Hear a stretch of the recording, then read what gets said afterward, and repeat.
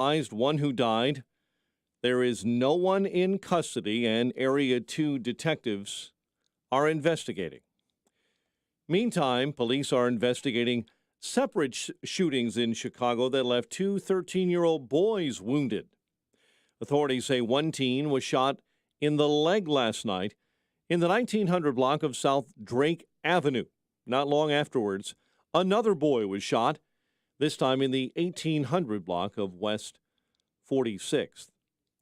Former President Donald Trump is coming to Illinois Saturday evening for a rally in Mendon. He's making at least one endorsement and maybe another. AM 560's Greg Bishop has more. In an interview with Illinois Radio Network Thursday morning, the former Republican president said he's endorsing U.S. Representative Mary Miller over U.S. Representative Rodney Davis in the newly drawn 15th Congressional District. Well, she's somebody I've gotten to know. She's a high-quality person. She's been all for me all the way, and, you have to remember that, and that she's just a very good person and a very MAGA person. Asked who he sees of the six Republicans vying for the GOP gubernatorial nomination as the greatest challenge to incumbent Democratic Governor J.B. Pritzker, Trump is leaning toward State Senator Darren Bailey. Well, it would look like Bailey. I haven't made an endorsement, but he's doing a good job. A lot of people are liking him. And I think that, he would potentially have a shot. I'm Greg Bishop. Last night, after the final GOP gubernatorial debate here on AM 560, our experts conducted and released a straw poll of listeners and viewers of that debate.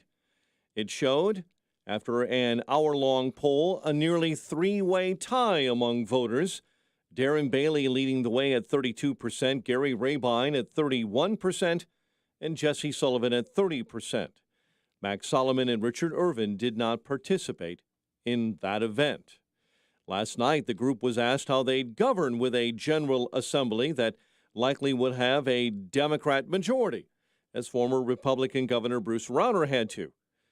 Paul Schimpf laid out his plan for combating the issue. We need a candidate that can unite the Republican Party, run on issues that are going to bring our state together, and then put a thumping to the Democrats at the ballot box this November. Bailey leaned on his experience as a lawmaker and the relationships that he says he's built. Serving 2 years in the Senate, I'm familiar with the workings of both of the chambers. I'm also familiar with many of the people there. So, communication is a big part of this. Governor Pritzker reacting to news that billionaire Ken Griffin is moving his investment firm, Citadel, out of Chicago. The state's richest man announced yesterday he's relocating his company headquarters to Miami after more than 30 years here in Chicago. Pritzker's office issued a statement saying he believes his administration's policies have helped Illinois businesses. However, the Citadel move with 1,000 jobs comes after aerospace giant Boeing and then Caterpillar announced recently they would be leaving. Last October, Griffin spoke before the Economic Club of Chicago and warned that concerns about violence in the city had him eyeing a new place to do business. 5:06 on AM 560, The Answer. An Illinois Auditor General's report shows an error at the State Board of Education resulted in an overpayment of more than $87 million to Chicago public schools over several years. Wednesday's audit showed it was a coding error in evidence-based funding system that resulted in overpayments to CPS. Chicago State Representative LaShawn Ford is now calling on the Auditor General to audit CPS spending. I need to make sure that the public is aware of CPS's spending patterns and the inequities in the different schools. Ford says CPS showed a lack of honesty throughout the ordeal. Chicago's police watchdog unit ruling there was no racial motivations in a confrontation last year between a former police officer and a black woman at North Avenue Beach. Officer Bruce Diker demanded she leave as she walked her dog after hours on the beach. Nikita Brown has filed a federal lawsuit claiming Diker used excessive force. Federal prosecutors want 15 years in prison for former suburban cheerleading coach Jerry Harris, who pleaded guilty to child sex abuse earlier this year. Charges against Harris could carry a 50-year prison term, but the U.S. Attorney's Office recommended a lighter sentence because of the former reality TV star's difficult childhood. Voter turnout in Chicago is very low ahead of next Tuesday's primary election. City election officials offered the opinion that voters may need more time to make up their minds on who to vote for. I think we're going to see a surge now these last few days of voters coming out to vote, of mail ballots. Other experts say voter enthusiasm, especially in Democrat races, is very low. As of yesterday, city residents had cast less than 26,000 early ballots, down significantly from the same point in 2018 and 2014. Dean Kremer shut the door on the White Sox in a 4-0 Orioles win. Johnny Cueto allowed 3 runs over 5 1/3 to take the loss. Afterwards, more bad news for the White Sox. Shortstop Danny Mendick discusses tearing his ACL. You know, you're going out, you're trying to be aggressive, and there's nothing that I would ever take back about it. You know, you're going out everywhere. I'm an aggressive player. I know Hazley is too. So, you know, I talked to him about it, and I wouldn't change it. You go after the ball. That's just how it works. The Pirates are walking off their series win in Pittsburgh, beating the Cubs 8-7. Chicago visiting the Cardinals later on tonight. Bulls had some depth in their backcourt, selecting Arizona guard Dalen Terry with the 18th pick overall in the NBA draft. College World Series Baseball Championship Series is set for the first time in program history. Ole Miss, the Mississippi Rebels, are heading to the finals after eliminating Arkansas 2-0 in a winner-take-all game. Ole Miss will be taking on Oklahoma after the Sooners eliminated Texas A&M. The News is a service of the AM 560 store. Order T-shirts, hoodies, and more from your favorite AM 560 brands, including Proft University. 5:09, a check of traffic and weather on the way next on AM 560. He's been called the Mystery Man by the Wall Street Journal, but it's no mystery that Mark Vargas loves America and now stands ready to fight to defend your rights amid the culture war that's raging across our nation. Join Mark each Sunday night at 7 for Mark My Words with Mark Vargas, as he brings you exclusive interviews with some of the biggest names from politics, entertainment, and business, right here on AM 560. The Answer. Hi, Barry Sterner, founder of your #1 home mortgage company, Townstone Financial. They're lying to you. No, not that your nuts are fried. The mortgage guys aren't telling you the truth. They aren't telling you that they get paid more for putting you in an FHA or VA mortgage. They certainly aren't telling you that their trust network is all about how much one guy can pay the other guy. And they definitely aren't telling you that in order to keep their trust network profitable, you, the borrower, are paying higher closing costs as well as a higher interest rate. They're counting on you not to shop for your home mortgage and to just trust them. The solution: get a quote before you move forward. Before you sign on the dotted line, please do yourself a favor and go to townstone.com, and in 10 minutes, we will review those so-called trustworthy guys and show you why since 2002, nobody beats Townstone Financial on interest rates and closing costs. So give us a call now at 312-896-2110, because nobody values your home purchase and refinance business more than Townstone. That's TOWNSTONE.com. Townstone Financial is licensed in Indiana, Michigan, Wisconsin, Florida. NMLS 136639. www.nmlsconsumeraccess.org. Equal housing lender. There's something we all have in common: junk. A lot of it taking up space in our garages and basements. For your summer cleanouts, get rid of it. J-Dog Junk Removal and Hauling is leading the charge in Chicago's west and northwest suburbs with superior residential and commercial junk removal and hauling services. They're veteran-owned and operated and pride themselves on doing it the military way, with respect, integrity, and trust. No matter what junk you have, old furniture, appliances, mattresses, construction debris, the J-Dog Junk Removal team of veterans will take care of it all. Most importantly, they've taken the sustainability pledge to keep junk out of landfills by recycling and donating. Schedule your free estimate today. Visit jdog.com.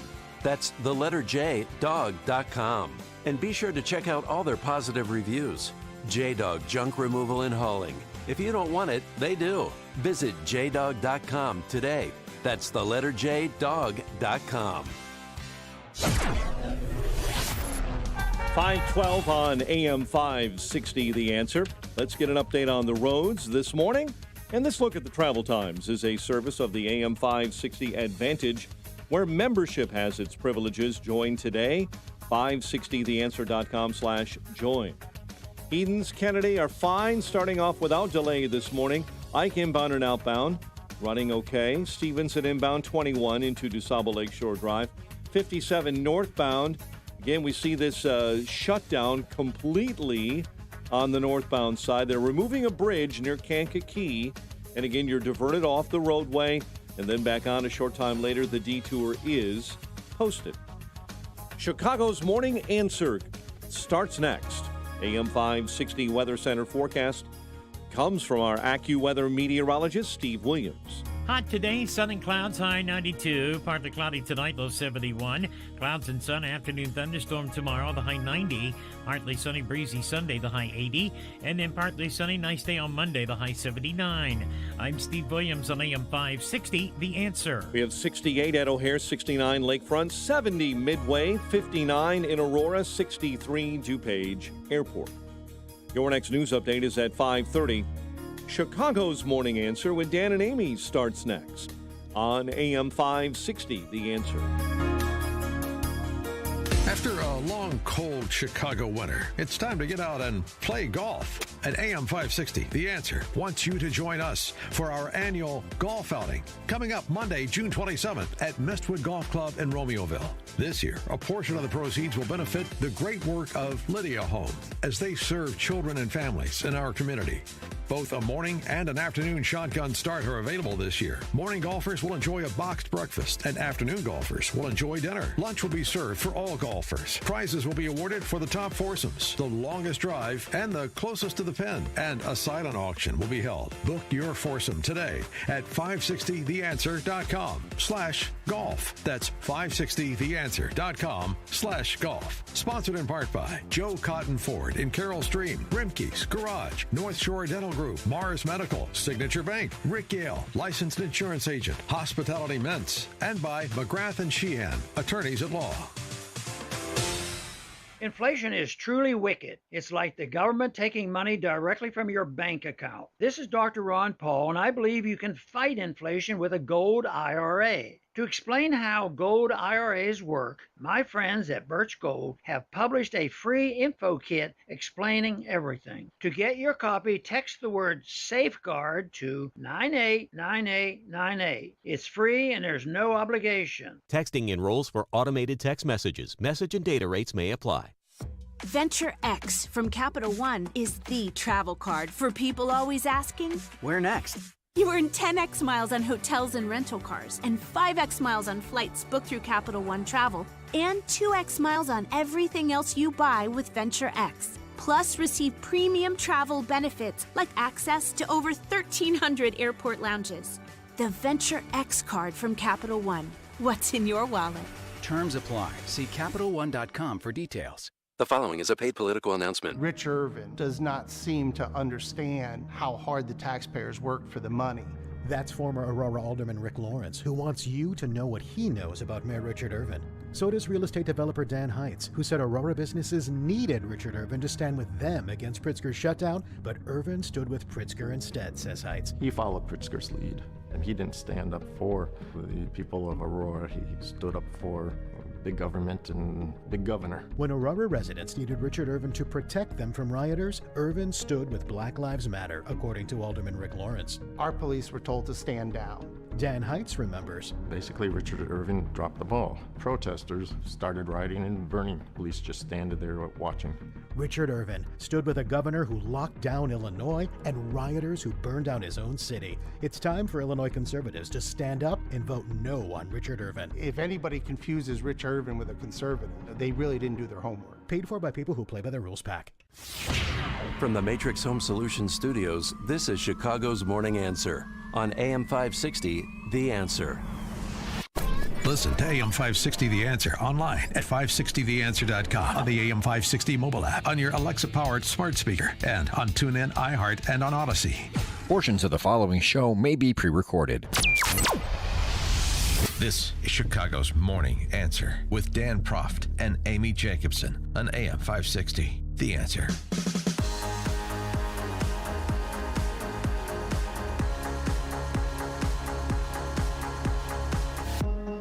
Top of the morning, Dan and Amy, and last night's AM 560 Republican gubernatorial debate, the last debate before this coming Tuesday's primary election. First, I got to say, great job, Mike Scott. Yeah, Mike, you did a wonderful job. Great job. That was top notch. That's what a debate should be. It should be rough and tumble. Hour and a half. The questions were good, other than Amy mischaracterizing what I said in one of her questions. But is that why you're salty this morning? But other than that, I'm salty every morning. Yes, you are. But other than that, it was really good, and it was tight. I thought it was a great deal, and it was great for AM 560. And the congratulations. And the candidates wanted to debate and go back a little forth, and I'm like, do it. And then we'll just, if it gets out of hand, Mike will take charge and we'll reel you in. But if this is your last debate before Tuesday. Well, that's what it should be. That's what a debate should be. And then if it gets petty and silly and it goes too far down a rabbit hole, then you say, okay, we're moving to the next thing, which is exactly what happened. So no, I thought it was good, and all four candidates had their chance to have their say. And now it's time for you to have your say. 312-642-5600, turnkey.pro answer line. 64636DA, turnkey.pro text line. Of course, the debate starts with the big news yesterday that Ken Griffin announced he's moving Citadel's headquarters, the massive hedge fund that he founded, moving the headquarters from Chicago to Miami, where he has a substantial footprint. He's had one for many years.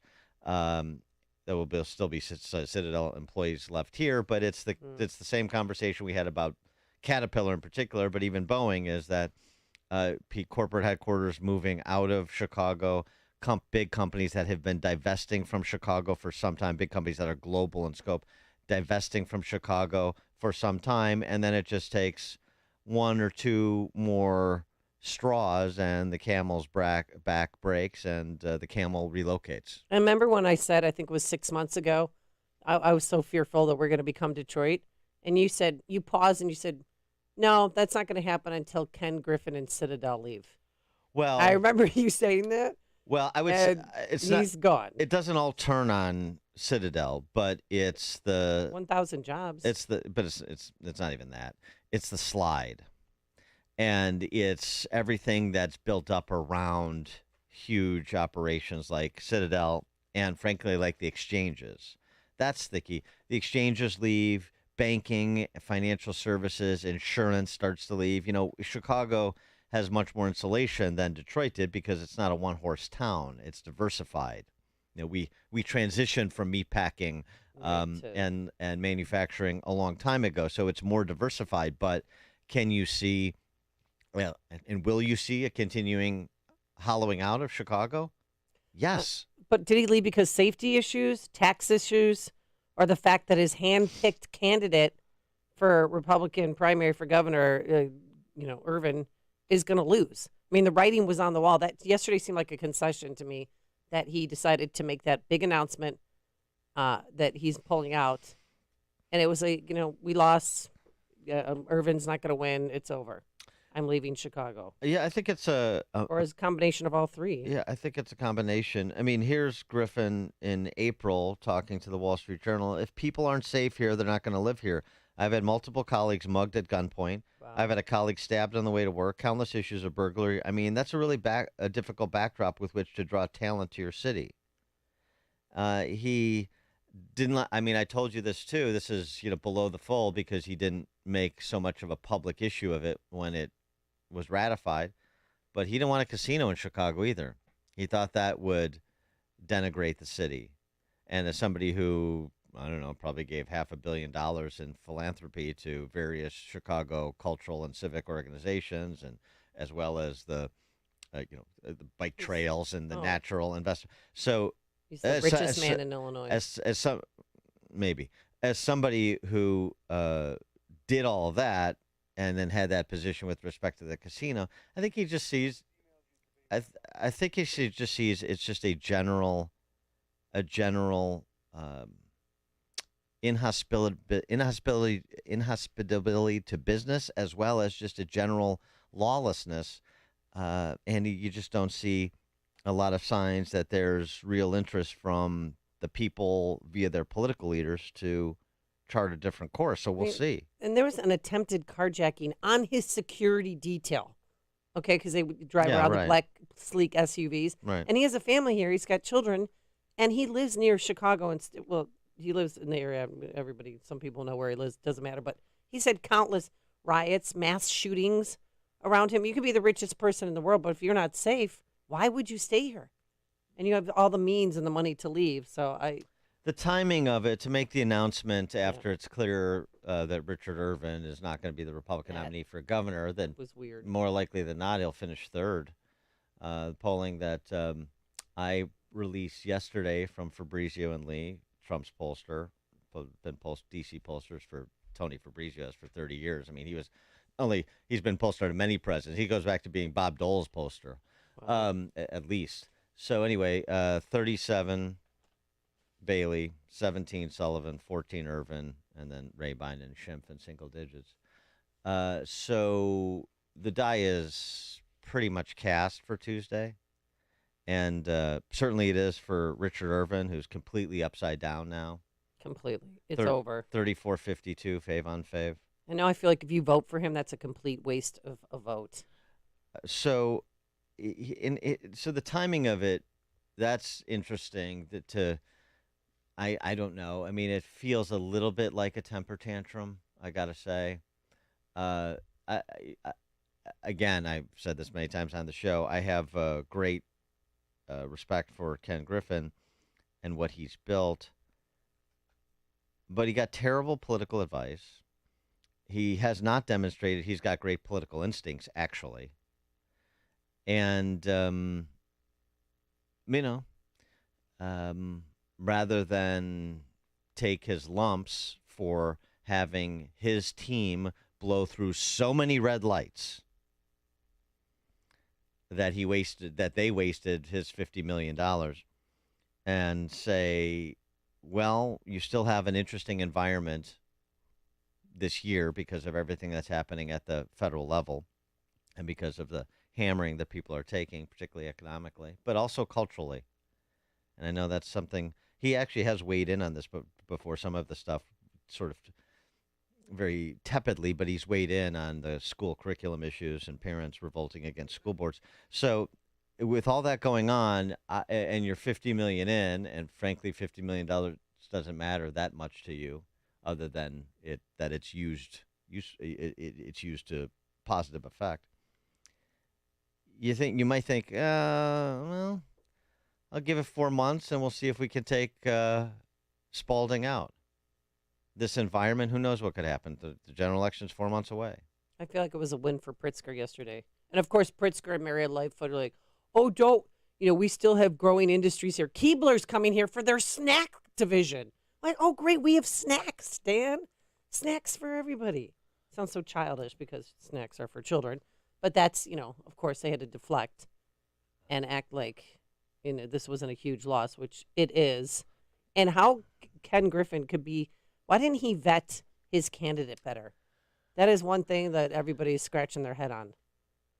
Why? I mean, he didn't look into his past. He didn't know about the arrest of his girlfriend at the marijuana joint. Just all of that. So on Ken Griffin moving, the fact that he's moving to Miami too, I thought Miami, or being a part of Florida, I thought that's where they had the "Don't Say Gay" law, and you've got a Neanderthal who's governor who didn't order jabs for zygotes. How could Ken Griffin move to Miami? The cultural Marxists in this town must be positively flummoxed that anybody is moving to Miami. Or there was a funny piece by Greg Hines in Cranes the other day. It's really funny, telling Chicago businesses, you better take a look at what the Texas GOP is doing before you move to Texas. Oh, yeah. Right. You know what, Greg? This is the attitude. You just can't figure out why people are moving to Florida and Texas because they're not focused on adhering to the cultural Marxist orthodoxy of the press corps and the elites that control all these institutions. I mean, it's positively comical to be warning businesses about moving to Texas, warning businesses about moving to Florida. You can warn them all you want, and you can wave goodbye as they do not heed said warnings. It's just really something. There's nothing to see here in 3-4 weeks. Boeing, Caterpillar, and Citadel. But there's nothing to see here. Everything's fine. Don't worry about it. And Yelp is leaving too. Yelp announced it late yesterday that they're shutting their Chicago office.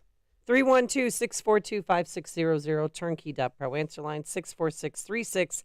Type in DA, then a quick comment. Chris on the Dan Ryan. You're on Chicago's Morning Answer.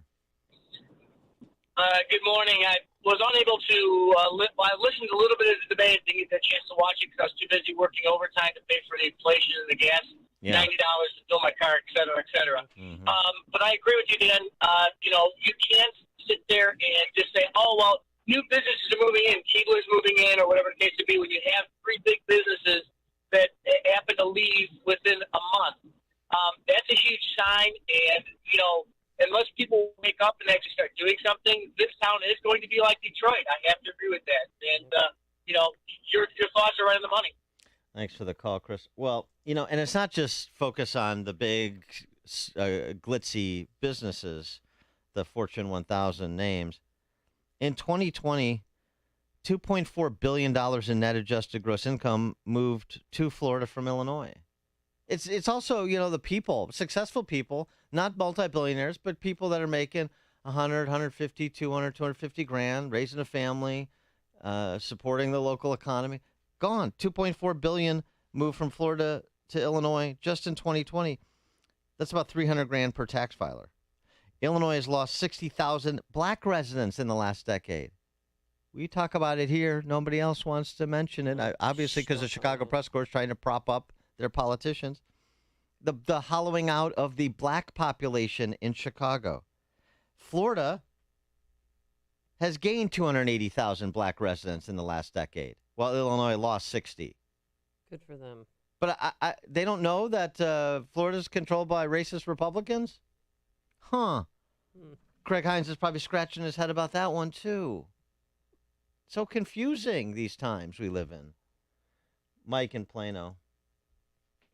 Hey, guys, I know you talked about the debate, but I wanted to thank you guys for having those congressional candidates from the 14th on yesterday. I'm in the 14th district out here in Kendall County, and this is Scott Greider territory. He's got his signs up all over the place, and it looks like he's going to win, which scares me a little bit because just listening to him speak yesterday, you could kind of tell that he's the establishment guy, and I really don't want to see him become the nominee for 2 words that you just mentioned, Dan. Political instincts. He had the Richard Irvin endorsement. I heard him yesterday say, I don't mind reaching across the aisle, but I won't compromise my principles. Well, what are those principles? Because that's a John Cornyn type answer. He said, I ain't going to compromise the Second Amendment before voting for a gun control bill. And then when you listen to Greider, he sounds like he's just another one of these business conservative types, lower taxes and all that stuff, which is a slam dunk issue for Republican voters. I don't really care. I care what he thinks about the social issues, and I have a feeling that he's just going to be weak on that. If we make him the nominee, we're going to hear him talk about how we need to cater to suburban women and grow a big tent, if you know what I'm saying. Well, then don't vote for him. I don't think he's going to. Thanks for the call, Mike. And he's a co-campaign chair for Richard Irvin. Yeah, he tried to explain that away. I mean, I know Scott for a long time, and I like him, but I don't think that race is over. I think Mike Coolidge, the radio guy, has run a pretty good campaign. I wouldn't be surprised to see Coolidge win that primary, but it seems to me that it will come down to Greider or Coolidge. That seems to me who's had, and from what I understand, people in the district, who's had the most presence, who's run the most robust campaigns. But in this order, Coolidge and then Greider. So we'll see. Oh, and Martyr, too, especially since he's run several times now. So you build up name ID and you build up supporters. So, that race, those primary where there's not a lot of money spent, and it's really grassroots, and you got half a dozen candidates. It's often a recipe for a surprise. So I wouldn't assume anything in 11 or 14, actually.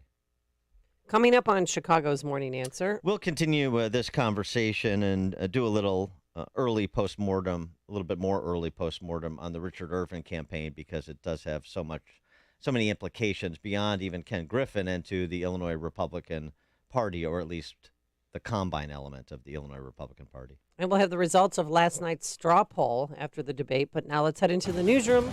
Here is Mike Scott. One person is dead, 3 others wounded. It follows a shooting on Chicago's South Side. The victims were shot last night in the 7900 block of South Lafayette. All 4 hospitalized. 1 later died. There is no one in custody. Republicans in the Senate joining Democrats in passing the first major gun safety bill in nearly 30 years. Florida's Rick Scott says he can't back the bill. It weakens due process, and it was rushed. We didn't even know what's in this bill until Tuesday night at like 6 o'clock. We get the bill. And within an hour, we have to vote on whether we want to proceed. The Senate Republican leader is now optimistic, though, about final passage of that bill, perhaps as soon as today. American people do not have to choose between safer schools and the Constitution, and neither does the United States Senate. The new bill encourages states to pass red flag laws and would strengthen some background checks for gun buyers under the age of 21. The search for survivors of this week's earthquake in Afghanistan is over. The magnitude 6.1 quake rocked eastern Afghanistan Wednesday, killing over 1,000. Right now, Afghanistan does not have enough medical supplies to treat the injured. Former aides of then-President Donald Trump say 6 Republican lawmakers sought pardons during last year's Capitol rioting. During testimony provided during Thursday's House Select Committee hearing, aides said the GOP representative asked for their pardons for their role, they say, in trying to overturn some election results. More than 100 cases of gastrointestinal illness have cropped up by those visiting the Grand Canyon. Cases have cropped up among visitors to the Colorado River and the backcountry campers. The visitors are testing positive for norovirus. The young woman who made headlines about a decade ago in the Slender Man stabbing case in Wisconsin is seeking a conditional release.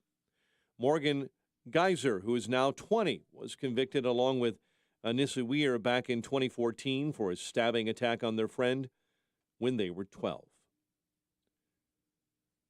Last night, after the final GOP gubernatorial debate here on AM 560, our experts conducted and then released a straw poll of listeners and viewers of that debate. Showed a nearly 3-way tie among voters, Darren Bailey leading the way with 32%, Gary Rabine at 31%, Jesse Sullivan at 30%. Last night, the group was asked how they'd govern with a General Assembly that likely has a Democrat majority, as former Republican Governor Bruce Rauner had to. Paul Schimpf laid out his plan for combating the issue. We need a candidate that can unite the Republican Party, run on issues that are going to bring our state together, and then put a thumping to the Democrats at the ballot box this November. Candidate Darren Bailey leaned on his experience as a lawmaker. Serving 2 years in the Senate, I'm familiar with the workings of both of the chambers. I'm also familiar with many of the people there. So, you know, communication is a big part of this. Another casualty of high gas prices in Illinois, a change to the Illinois High School Association's prep football playoff system will not happen. Instead of being seeded statewide, teams in classes 1A through 6 will continue to be split into North and South, and then seeded. Matt Troja, yesterday with the IHSA, tells us high gas prices and long travel distances killed the idea. That cost is definitely something they can't control, and it feels like it's going to be here at least for a while. You know, they felt like another year under this system wouldn't be the worst thing in the world at all. As of now, there are no plans at all to adjust playoff policies in other IHSA sports due to high gas prices. White Sox shut down by the Orioles 4-0. Pirates beat the Cubs 8-7.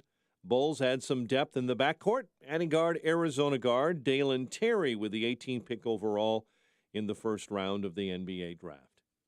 The news service of Dan and Amy 24/7. Around the clock, all day, every day. Listen now, danamy247.com. And a check of traffic and weather on the way next on AM 560. Dennis Prager is ever watchful of language. Now we have the added issue of being gender neutral at schools in England, so girls are not allowed to wear skirts. The same crowd that tells us a woman can do what she wants with her own body, right? Tell them what they can wear. Every day is a left-wing onslaught on language. The Dennis Prager Show. Weekdays at 11, right before Charlie Kirk at 1 on AM 560. The Answer. Signature Bank is Chicago's fastest-growing independently owned business bank. It's a bank where relationships still matter. Signature Bank knows your name and your story. I'm Dan Proft, and I know this because Signature Bank is my business bank. I'm Tom Goleb, Chief Financial Officer of Navitas Systems, a leader in the next generation of advanced battery technology and a customer of Signature Bank. A few years ago, I heard Signature Bank on an AM 560 radio ad, just as our previous commercial bank was being acquired. I knew Mick O'Rourke and Kevin Bastuga from a prior enterprise. I valued my relationship with them and the way they worked to earn my trust and my business. So I decided to give Signature Bank a call. They took the time to understand our early-stage technology company that has its own set of challenges. Signature Bank took care of us, and now we are satisfied customers. Signature Bank is looking for their next success story. To learn more about turning your business vision into reality, visit signaturebank.bank. Signature Bank, helping local businesses succeed.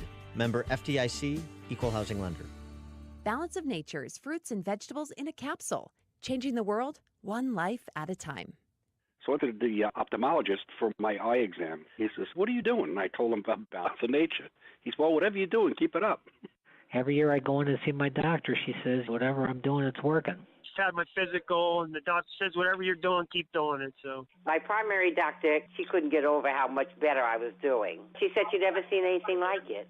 Here's a product from Balance of Nature that basically makes it so you get the nutrient equivalent of eating 10 servings of fruits and vegetables a day. For the patients that I have taking it, it's been phenomenal. Get a wide variety of all your daily recommended servings of whole fruits and vegetables without having to leave your home. Right now, Balance of Nature is offering free shipping and 35% off on any new preferred order. Call 1-800-2468-751 or go to balanceofnature.com and use discount code CHICAGO. If you maintain an industrial plant, you know your dust collection systems are a vital part of the operation of your plant. Without them, things can get dusty quick.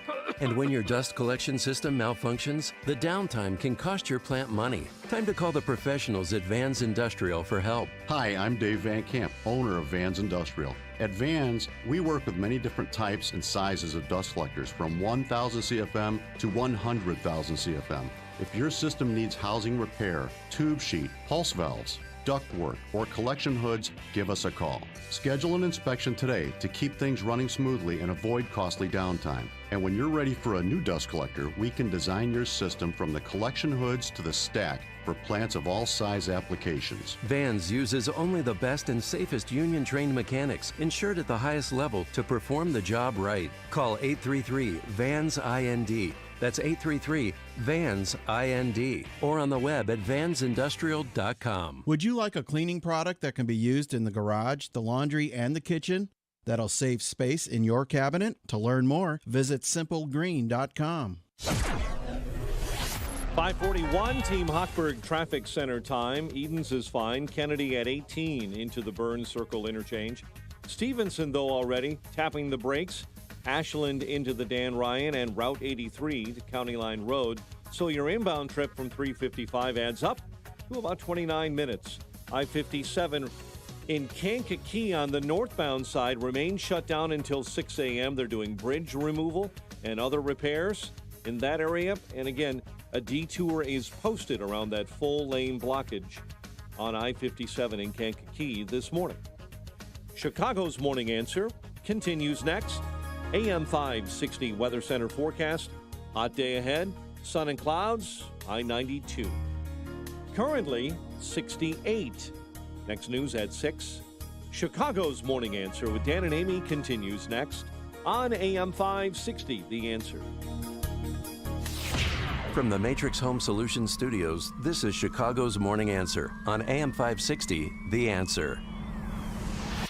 Listen to AM 560 The Answer online at 560theanswer.com, on the AM 560 mobile app, on your Alexa-powered smart speaker, and on TuneIn, iHeart, and on Odyssey. If you're looking for the latest news, insight into what it means, and the sharpest opinion, there's only one station in Chicago where you can turn, and it's this one. We're AM 560, The Answer. Top of the morning, Dan and Amy talking about last night's AM 560 Republican gubernatorial debate, twinned with the big news yesterday that Ken Griffin is pulling Citadel out of Chicago and going down to Miami, where he already had shop set up. And he's going to leave a small footprint here. He's keeping one office open. Yeah. And but the majority of the employees were told yesterday that he's taking, and he expects a majority of them to come with him and follow him to Florida. And I'm not, and I think it's a amalgam of issues that have motivated his decision. He's been telegraphing this for years with respect to the city's and the state's financial mess, with respect to the lawlessness, the lack of safety, and perhaps the catastrophe that was his preferred candidate for governor's campaign, Richard Irvin. Maybe that's the last straw. Maybe he doesn't see hope to beat Pritzker. Maybe he doesn't see hope to defeat Lightfoot next year. And so it's time to pull the ripcord. That's what Ken Griffin seems to indicate. But I do have to say, he has no one to blame but his own people. Case and Carter, his gatekeeper. I mean, these names don't mean anything to you, nor should they, but it's just naming names because that's what we should do. Mike Z and the rest of the Ronner consultants, including Irvin's running mate, Avery Bourne, who was a Ronner toady when she was a member of the General Assembly, is a member of the General Assembly since she's been a member of the General Assembly. This was their play. This was what they pitched. This is what Ken Griffin's gatekeeper signed off on, and they blew through all the red lights that you can blow through. How did they let that happen? And while they were doing that, yeah, they had a schizophrenic campaign that started with lies and then tried to cover up the old lies with new lies. And after running a similar campaign in 2018 against Jeannie Ives and barely surviving with an incumbent governor who had 4 years of fighting Mike Madigan and came to the table with some street cred with conservative primary voters, street cred that Richard Irvin didn't have, it caught up to him. Because when you're a bad actor, it catches up to you. And so I just say that because if, Ken wants to voice his frustrations and express his dissatisfaction, whether he thinks Darren Bailey can beat Pritzker or not, the fact that your people did this with your money and sullied your name in the process, that's on you, man. They're your people. Those are the checks you wrote based on the advice you were given. These are the decisions that were made. And so you got to own them, like everybody else has to own their decisions. Just because you're a billionaire doesn't mean you get to avoid accountability and just point fingers and take your ball and go to Miami and say, you did it. No, sorry, you did it. 312-642-5600, turnkey.pro answer line. You can also reach us via text at 64636. Type in DA, then a quick comment. And just to punctuate the dishonesty, the scuttlebutt now and the finger pointing, this is how unseemly some of these people are. This is what low character the people who made these recommendations, who've run these campaigns are. So now they're putting out to try to cover their tracks. They throw up their hand and have a bit of a snit in Capital Facts. From what I'm being told, Griffin, who was already looking at leaving, decided to hang it up when he saw Dick Uihlein so willing to team up with Governor Pritzker. The party at that point was just not worth saving. What? But this is Rich Miller. This is what they do. I'm talking about the consultants that are trying to spin this. The idea that Dick Uihlein would team up with any socialist, starting with Spalding, is laughable. It's a joke. And by the way, I know him. Obviously, he's the financier of the super PAC that I ran that focused on telling the truth about Richard Irvin, the ads you may have seen or heard on these airwaves. So it's just a bold-faced lie. And a lot of other people know him too. But that's how sad and pathetic these people are. And so why they've been entrusted with so much for so long continues to baffle me. I guess people of low character congregate. Unfortunately, they've congregated in the leadership of the Republican Party for the last couple of generations. And now, with perhaps a new day dawning on Tuesday, you have the opportunity to finally move some of these people to the side. Even if you can't move them out altogether, you move them to the side. And if they want to be Quislings, if they want to continue throwing in with the left, that's who actually throws in with the left. It's a little bit of projection, like the entire Irvin campaign was projection onto other people, what he is. Well, go ahead. Because here's the thing. I was thinking about this over the last couple of days as we move into the final stretch here. The David Mamet comment on Adam Carolla's podcast from a few weeks ago that we played, where he talked about what the cultural Marxists really fear, what they're deathly afraid of, being irrelevant. Being irrelevant. And let me tell you something. The surrender Republicans, the 30 pieces of silver Republicans in this state, the leadership of both caucuses in the House and the Senate, they're deathly afraid of being irrelevant. And this is the opportunity you have. And you move them to the side, and then you bring new leadership forward and a new attitude and new candidates. And maybe you get a new party, and maybe you get a new party that helps to usher in a new state, or at least a new direction for the state. Story of my life, since I quoted New Direction. Right. Yeah. Thank you. So anyway, that's where we're at, and so it's actually, to me, it's a more exciting time in Illinois and within Illinois Republican ranks than in a long time. It's a more exciting time than it's been to slog it out with you're trying to work around these enemies inside our perimeter for, I don't know, the last 10 years in particular that I've been doing it. And that includes some of these self-styled donor leaders who actually just like fold in wherever Ken Griffin goes, or just do the same old thing, looking for Jim Edgar, or trying to literally break him out of the emergency glass and have him run for every statewide office that's open every cycle for the last 25 years. I mean, they're a joke. They're a joke. And maybe finally in this primary, they've been exposed as the joke that they are. And it's exciting. And you should be excited because there's opportunity here. And as I said, based on what's happening nationally, there's opportunity even in Illinois in a general, even though it will be uphill in Illinois, just as it's going to be uphill in other deep blue states. Illinois has become that. I don't think it's inexorable that Illinois stays that. But you got to seize opportunities when they present themselves. That's for sure. Lewis on the South Side, you're on Chicago's Morning Answer. Good morning, Dan. Good morning, Amy. I think we've been played. Ken Griffin. He knew what he knew what he was doing. We saw this play in a movie. It's called Trading Places with Eddie Griffin. Who was that? Eddie Murphy. Yeah, Eddie Murphy. Eddie Murphy. Never confused with Eddie Griffin. Yeah. I'm sorry. Eddie Murphy and Dan Aykroyd. Yeah. They sought out Richard Irvin. They knew what his background was. They knew how he had voted. He was behind the Black Lives Matter and all this. They sought him out. They was looking to replace, he's an undesirable. They was looking to replace him. Yeah, I would get the Trading Places storyline. The Duke brothers make their dollar bet.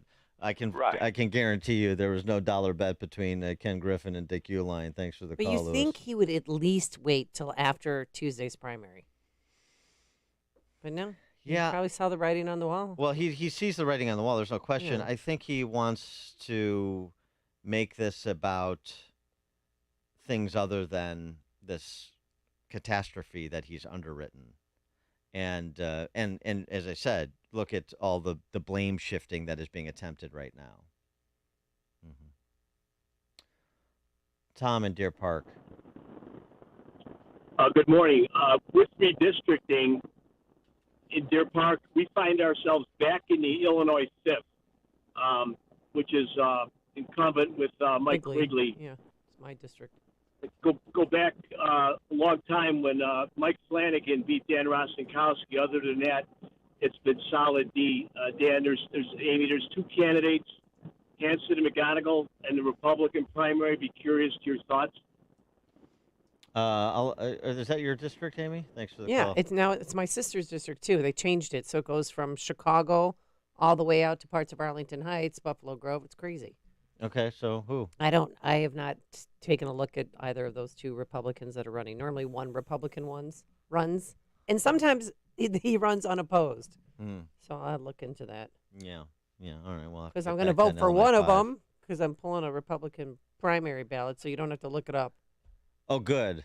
You won't fall prey to the richer. We won't have to do hit pieces Right. on Amy Jacobson's voted in 7 of the last 8 Democrat primaries. There's only one radio show in Chicago talking about today's biggest stories and telling you what they really mean.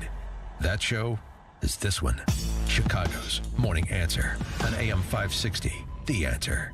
Balance of Nature's fruits and vegetables in a capsule, changing the world one life at a time. I truly, truly love the product.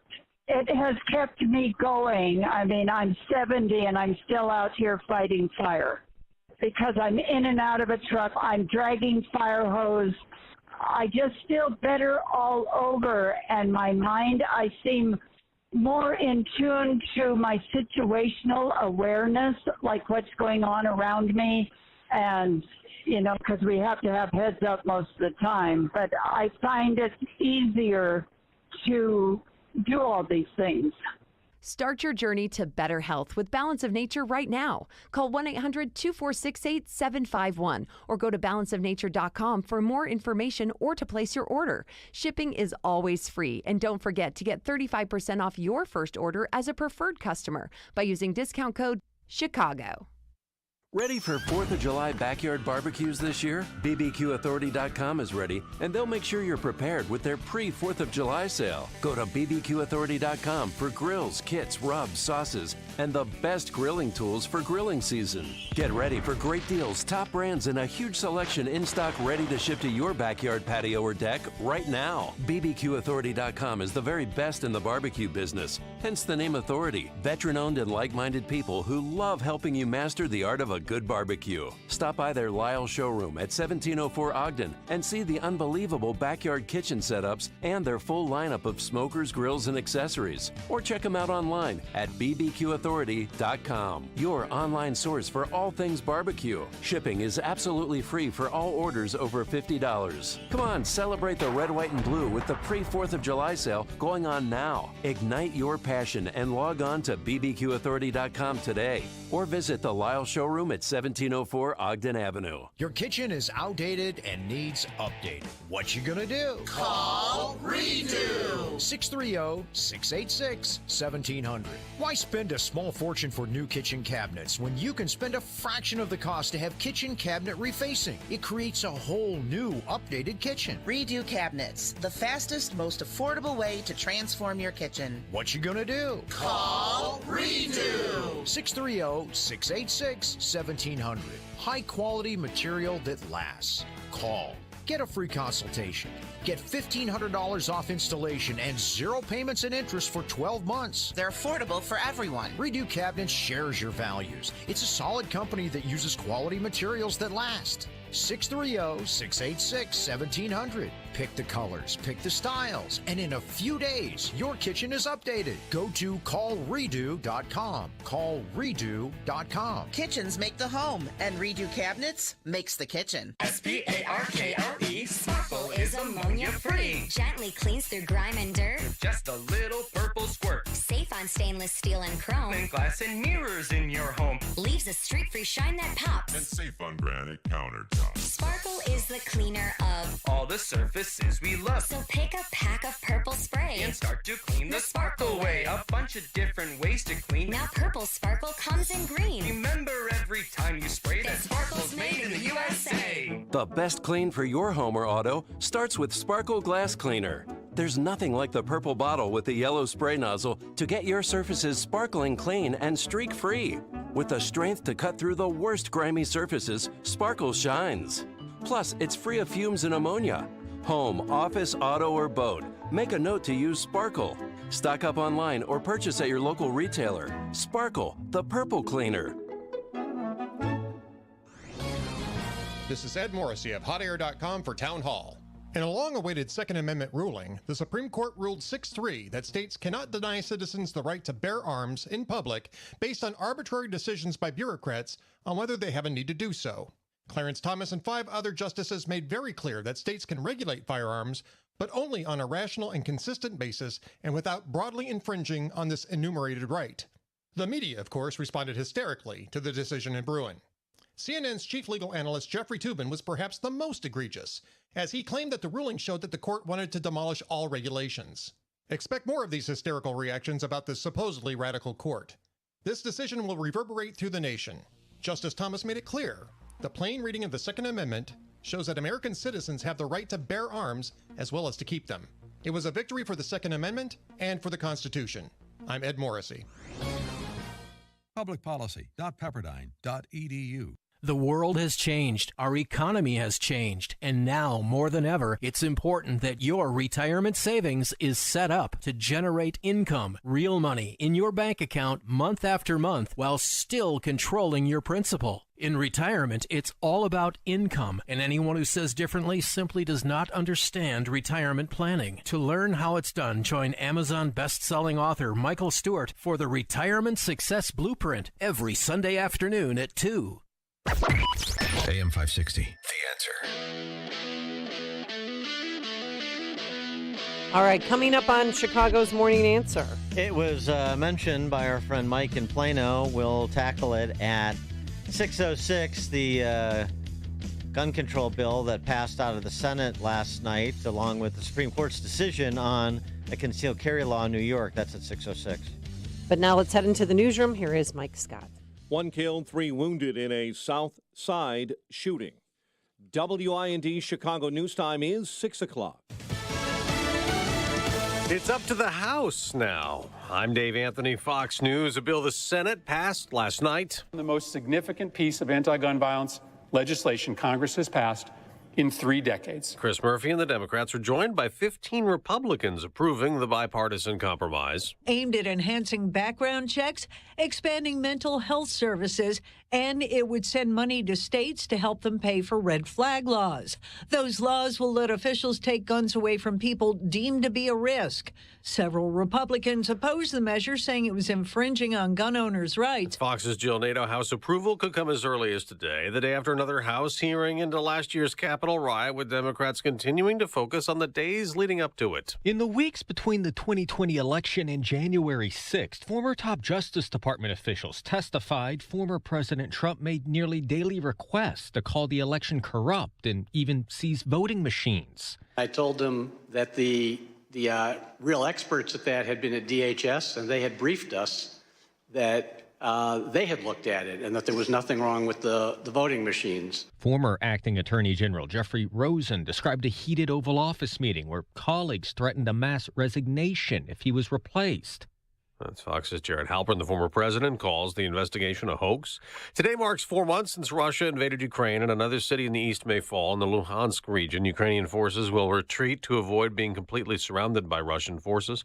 President Biden and world leaders will discuss that war at G7 and NATO summits in the coming days. He blames surging gas prices on Russia's invasion. But just yesterday, Biden skipping a sit-down with oil CEOs and instead meeting with wind power executives. Biden pushing his green energy agenda, which he argues is a cure-all for the sagging economy. Fox's Brooks Simon. The price of gas is down another penny. It's now 9 cents from the record high. America's listening. Skies are clear. We have 67 degrees. At 6:02 on AM 560, The Answer. Good morning. I'm Mike Scott. One is dead, 3 others wounded following a shooting on Chicago's South Side. The victims were hit by gunfire last night in the 7900 block of South Lafayette. There is no one in custody. Police are investigating separate shootings in Chicago that left 2 13-year-old boys wounded, one in the leg, and another boy shot in the 1800 block of West 46th.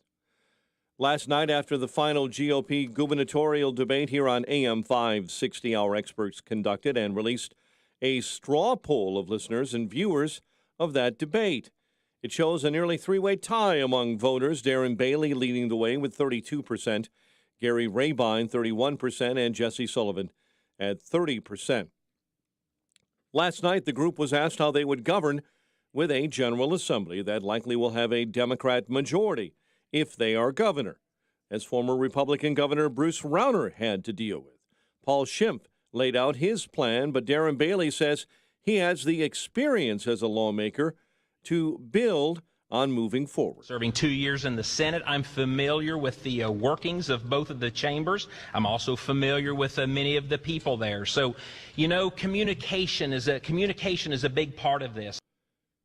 Last night, just before the beginning of the debate here on AM 560, one of the state's richest men announced he's relocating his company headquarters to Miami after 30 years here in Chicago. Ken Griffin and his Citadel Group will move 1,000 jobs or more, and it comes after aerospace giant Boeing and Caterpillar both announced recently they would be leaving Illinois.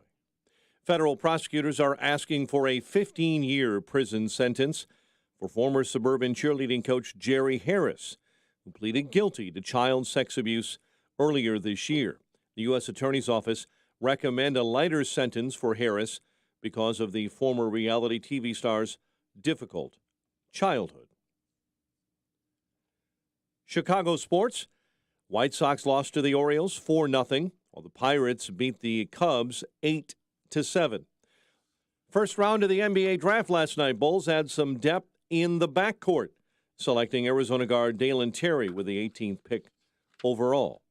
The news service of the daily podcast of Chicago's Morning Answer and the Sean Thompson Show at 560theanswer.com/podcast. A check of traffic and weather on the way next on AM 560. Charlie Kirk is seeing a big swing. I believe we are seeing a political transformation, a great realignment that will permanently upend our system of government, the Democrat Party, and will finally put the conservative movement in the driver's seat for generations to come. What will be anywhere between a 60 to 80 to 100 seat majority coming into November. The Charlie Kirk Show. Afternoons at 1, right before Sebastian Gorka at 3 on AM 560. The Answer. Hi, it's Larry Elder, and I want to talk to you about 100% drug-free Relief Factor. I've been telling you about it for years on radio and television. Why? Because I believe in it. I use it. My friends use it, and hundreds of thousands of others out there have tried it. About 70% of those people go on to order more. They find that Relief Factor works to help their bodies fight inflammation and eliminate their pain. Take Mark in Texas, for example. He'd been dealing with pain in his right shoulder for months, almost constantly, when he decided to give Relief Factor a try. Within 2 weeks of taking it every day, the pain in his shoulder faded away and completely disappeared. There are so many people out there whose experiences with Relief Factor are just like Mark's. What about you? Might your pain be the next to go away with Relief Factor? Your first step to becoming pain-free just might be to order the 3-week quick start for only $19.95. Just go to ReliefFactor.com, ReliefFactor.com, or call 800-4RELIEF, 800-4RELIEF. Feel the difference.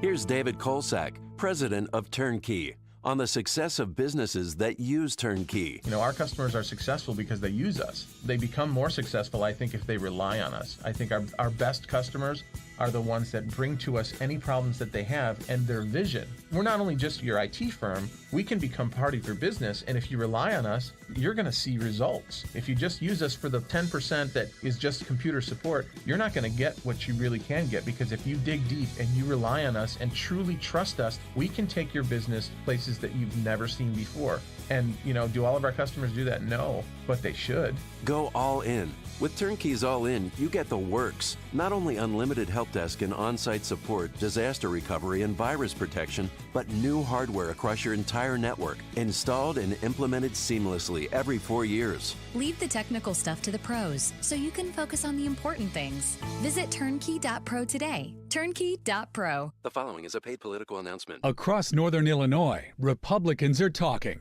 And they are saying that the nomination of Judge John Noverini will give Republicans the best chance to win a majority on the Illinois Supreme Court. Judge Noverini is a committed Christian. As a family law judge, he always protected parents' rights and our children. As presiding judge of the Criminal Law Division, Noverini always understood the punishment needs to fit the crime. Noverini is fiercely independent and not beholden to the trial lawyers or any special interest group. John Noverini, a consistent conservative judicial philosophy. No surprises on the bench.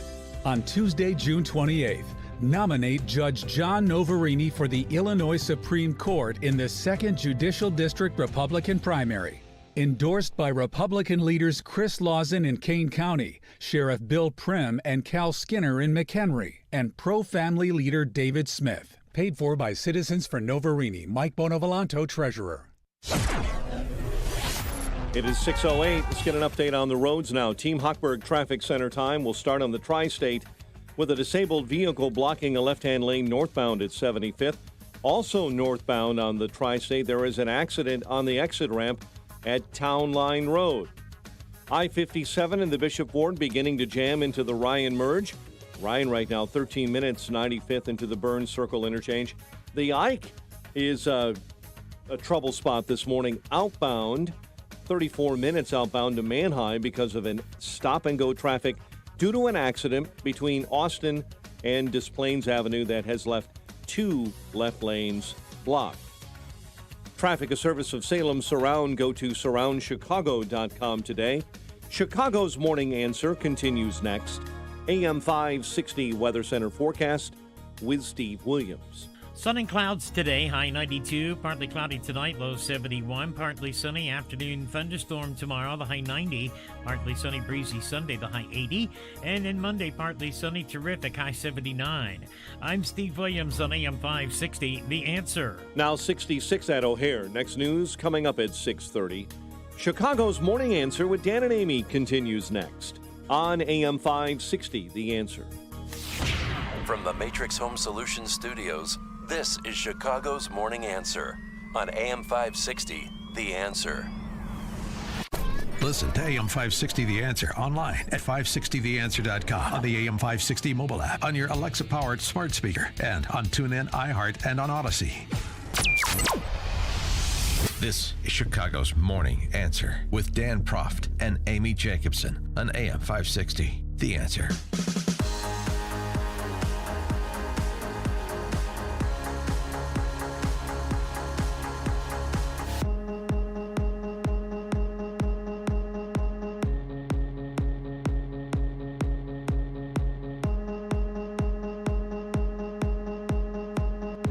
Top of the morning, Dan and Amy. Oh, yes, the pressure to do something. The pressure to get a bullet point for a mail piece or to insulate yourself from attacks. That pressure got to 15 Republicans who voted with the 50 socialists to give passage to the gun control bill that has been drafted in response to the Uvalde school shooting. One of them, and most of them not surprising, they're either of that ilk or they're on their way out. One was surprising. I think she may find that that turns out to be a bad vote for her. Joni Ernst in Iowa? Of course, McConnell and John Cornyn. John Cornyn may find out that would be a bad vote for him in Texas. Well, he was getting booed at the convention. Right, yeah, that's what I was going to say. He was over the weekend. He was strongly booed at the convention, and he was trying to explain himself, and no one would be quiet to even listen. But the one part of the bill, I mean, real quick, is that, well, I'll let you do your thing and then I'll chime in about the boyfriend loophole. Yeah. Okay. What about it? So they label it a serious dating partner. So what does serious mean? Are you dating after 3 months? Are you seriously dating after, everyone's got these thresholds. So there's no timeline of when you're considered a serious dating partner. Well, and you could have a vengeful girlfriend make your life HE double hockey sticks. Well, this is an important point, and it's one of the reasons this is such poor legislation, the so-called Safer Communities Act. Mm-hmm. There's a good piece in the Journal by Robert Leiter, who's a law professor at Scalia Law School, GMU, George Mason. And he makes that point. Relationships come in all forms, so the senators provide 3 criteria for consideration: the length of the relationship, the nature of the relationship, the frequency and type of interaction between the people involved in the relationship. This means that a continuing serious relationship, which is the phrase, will be some function of quantity of dates, length of time, and physical intimacy. But as Professor Leiter argues, those factors are vague. They don't provide fair notice, and they're susceptible to inconsistent application. Of course they are. And by the way, this is what you want the federal government and its administrative agencies. This is what you want them doing, making assessments about the length of your relationship based on dating and physical intimacy and so on and so forth. And somebody could think you're dating, and the guy would be like, I'm not dating you. We have to, this is how we do, we have to do something, though. You know what? And this is how we've gotten to this place. Pass it, throw out some criteria, and we'll let ATF or whatever administrative agency fill in the blanks, fill in the details. And then we'll let ATF, in conjunction with federal prosecutors, in conjunction with federal prosecutors, federal law, we'll let them make those judgment calls. Professor Leiter goes on, by failing to define dating relationship adequately, Congress is effectively delegating the critical question of who falls within this ban. We don't know exactly to whom they're delegating it, but you have an idea. It's going to be law enforcement around guns, so ATF and federal prosecutors. And so they did something. They abdicated their responsibility as legislators. Congratulations. 312-642-5600, turnkey.pro answer line, 64636DA, turnkey.pro text line. Something else on the topic, too. Doing something. Directly responding to one incident and making it the law of the land, making the response the law of the land. You know, extreme cases make bad law. The law expands the categories of those to whom it is unlawful to sell a gun or ammunition to include anyone convicted of a felony as a juvenile. The bill also changes the federal prohibition on selling firearms to those who have been involuntarily committed to a mental institution. It excludes involuntary commitments before the age of 18, but it strengthens the enforcement of the prohibition against those involuntarily committed between 16 and 18. 15, you're fine. 16, 17, or 18, you're not. As Professor Leiter writes, we should be cautious before we make it impossible for children to live normal adult lives. Children and teenagers lack maturity and impulse control, something that normally is pointed out by the left to argue for lesser sentences for violent crimes. If this bill becomes law, which it will, a 12-year-old who joyrides in a car may find out that he's never allowed to purchase a gun or ammunition. Could be a felony conviction, depending on. And the other thing that you would think the left would point out, but again, you got to do something. All the things that I say I am, all the principles I say I hold, they're suspended now because we have to do something. Republicans and Democrats. With this, what they passed, would that have stopped the Buffalo shooter or the Uvalde, Texas shooter? I don't know how. There was no involuntary commitment. Right. Right. Wouldn't have. But we're going to Their focus. medical We're records going are clean. to focus in on those ages, and then, maybe if we pass pass laws that surround those ages, it will appear that we're focusing in on these young men who have issues. But the other point on this, the racial and socioeconomic disparities. It's just every single time. And yet both sides fall for it every single time. Not completely. The left goes all in and betrays its stated constituents, poor urban dwellers. And then Republicans, a handful of them, will always come over because they're afraid to be called names. They're afraid to be characterized as toadies for the NRA or indifferent to the death of children. But when it's time to run in a primary or run for the next office in a primary, they're out there with their rifle shooting in the commercials, and they're touting their NRA endorsement, and they're telling you they understand the Second Amendment is an individual right and they'll protect it, like Joni Ernst, and then they fold on this because you got to do something. Well, here's what you're doing. Wealthy communities, of course, they'll be fine. Their kids get in trouble, they get attorneys, like good ones, not public defenders. Right, to expunge the record. Or to get alternate diversion programs, alternate sentencing that avoids a felony conviction. A lot of times in the poorer communities, I don't know if you've been to 26th and Cal recently, you have public defenders with big caseloads, and you just plead out, and you get the felony conviction. I mean, we've referenced this statistic before.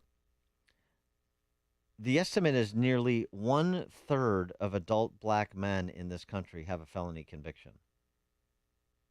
1/3. To borrow from Professor Leiter, George Mason, Scalia Law School, we should be cautious before we make it impossible for children to live normal adult lives. This is not to say that you are not held to account for crimes you commit. It's not to say that at all. But we should be cautious about making it impossible to live normal adult lives, because what do? You incentivize people who've committed crimes to make that their adult life. 312-642-5600, turnkey.pro answer line. Same thing goes for the mental health side, these involuntary commitments. Wealthy parents don't have to involuntarily commit because they can afford to provide voluntary treatment. I'll get you the psychiatrist. I'll get you the psychiatrist. Either if you don't agree to go to the psychiatrist, Junior, then this is the other option.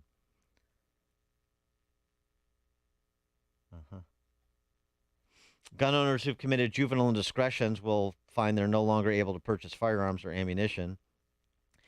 The bill also has strange technical defects. It prohibits the sale of guns and ammunition to those convicted of juvenile offenses, but it doesn't explicitly ban possession. You can't buy a gun, you can't buy ammo, but you're not banned from possessing a gun. What? Right. But you got to do something. You see. Randy in Crown Point. Morning, guys. This bill plays right into the hands of the typical rhino and the typical George Soros-backed DAs. These George Soros-backed DAs, as we are seeing, are not going to charge any of these juveniles with felonies. They just don't. You can see what's going on. Or they're giving them the alternative plans, these schools, these different programs to get out of the felony. So it plays right into the hand. And the rhinos, this is the way these guys think. But in their districts, if they get elected, they know they can't stand up against the gun lobbies, against the gun money, and the people in their constituents. They can't stand up, so they have to toe the line. But when they're getting ready to leave, because you got to look at the numbers, when they're getting ready to leave the Senate permanently, then they vote for it. So it plays to both sides of that, the rhino and these progressive. This fits a progressive agenda, because what they're saying is guns are okay because these DAs are just going to let it go. That's just the way this bill is written. Thanks for the call, Randy. Yeah, maybe in some places, but not every place, because not every place is lorded over by a Soros-funded DA. It's a big country. And there's a lot of people that live in the suburbs and exurbs and rural areas that where you have prosecutors actually enforce the law. Number one. But yes, he's right to say rhinos and socialists both like this, which is why you see rhinos and socialists voting for it. Why? Because it's a virtue signal. We did something. Make community safer? No. Probably. Does it ease the pain of the families who lost a loved one? No. Will it do more? It wouldn't have stopped either of those shooters. Will it do more harm than good, net, in terms of the rule of law in a free society? Probably. But we did something. We did something. Everybody go to the bill signing. We did it in a bipartisan. Everybody gets a pen. We did it in a bipartisan fashion, and that's always a lovely way to do things. Collaboratively.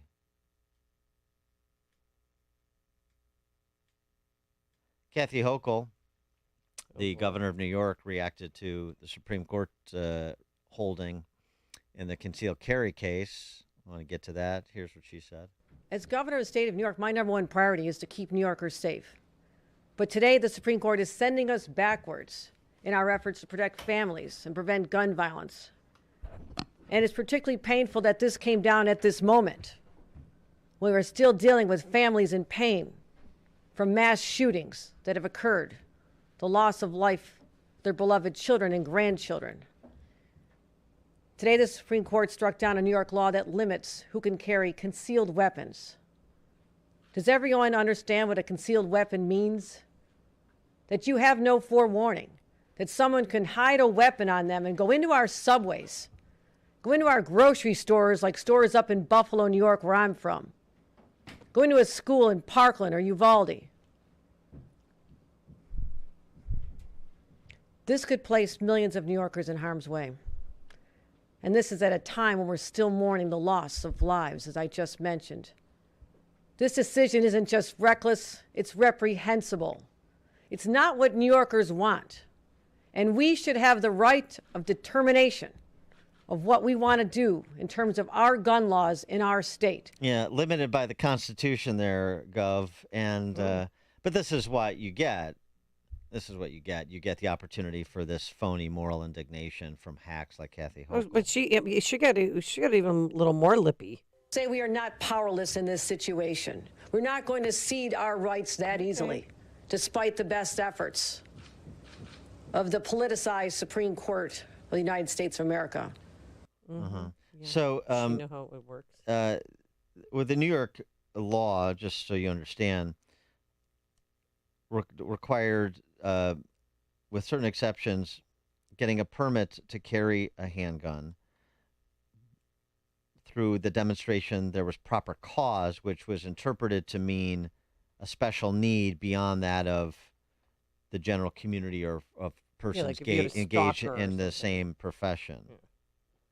Well, that's not one example. That's not the deal. And Justice Thomas, who wrote the majority opinion, 6-3, pointed out the Heller and McDonald cases, recognizing that both the Second and 14th Amendment protect the right of an ordinary law-abiding citizen to possess a handgun in the home for self-defense. He then turned to the Bruen case, saying, in this case, petitions and respondents agree ordinary law-abiding citizens have a similar right to carry handguns publicly for their self-defense. Although we remarked in Heller that the need for armed defense is perhaps the most acute in the home, We did not suggest that the need was insignificant elsewhere. Many Americans hazard greater danger outside the home than in it. And the text of the amendment, Second Amendment, reflects that reality, the right to keep and bear arms. Yeah.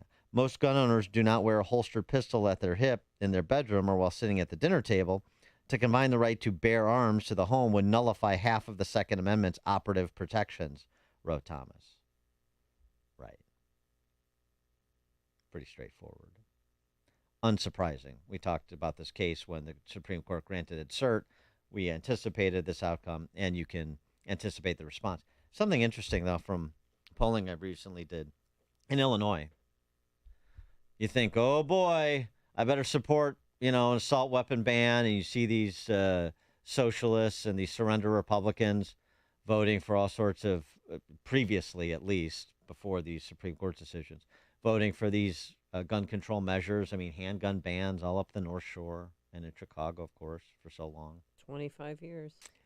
Ask the question, more or less likely to vote for someone who opposes an assault weapon ban. And, that's a charged phrase. Everybody sort of knows what it means because it's bandied about by politicians for so long. More or less likely to support a candidate who opposes an assault weapon ban. Oh, yeah, that's where we got to give ground. The assault weapon ban, scary, suburban women. You know all the arguments. 50-50. Really? 50-50. This is a dead bang winner for the gun banners, dead bang winner for the Democrats. You can't have an NRA member. You can't have somebody who owns a sport rifle run as a Republican and win statewide in Illinois. It's a 50-50 issue. Get a grip. Make an argument. Pat in Dyer, Indiana. Good morning. I'd like to see the NRA make a bigger stand on those who voted for this today. I'd like to see a price to pay, so to speak. They should come out today and claim or refuse to do any more funding of these rhinos and give them an F in their ratings. Absolutely. Well, let them struggle with their choices. Yeah. You want to do away with stuff like this. Thanks for the call, Pat. No, I agree. There's got to be consequences. And, sometimes the NRA errs on the side of incumbents because they have records against challengers. But, sometimes incumbents have records, and they have records now like Joni Ernst in Iowa has. And we'll see if that, among other issues, precipitates a challenge. It's definitely going to precipitate some concern. Jordan in Antioch. Morning, Dan. Morning, Amy. One of the things that really concerned me through this whole thing, and now it's passed and it's going in the House, was you didn't hear anything about the repercussions, the bad side of the red flag laws. And there was a gentleman in Maryland. I'd have to look it up exactly verbatim, but there was a gentleman in Maryland whose sister-in-law didn't like him. They had a disagreement, and she called in and called in on red flag law on him. He was shot to death by the police on a no-knock warrant to seize his weapons based on a non-due process red flag law. Yeah.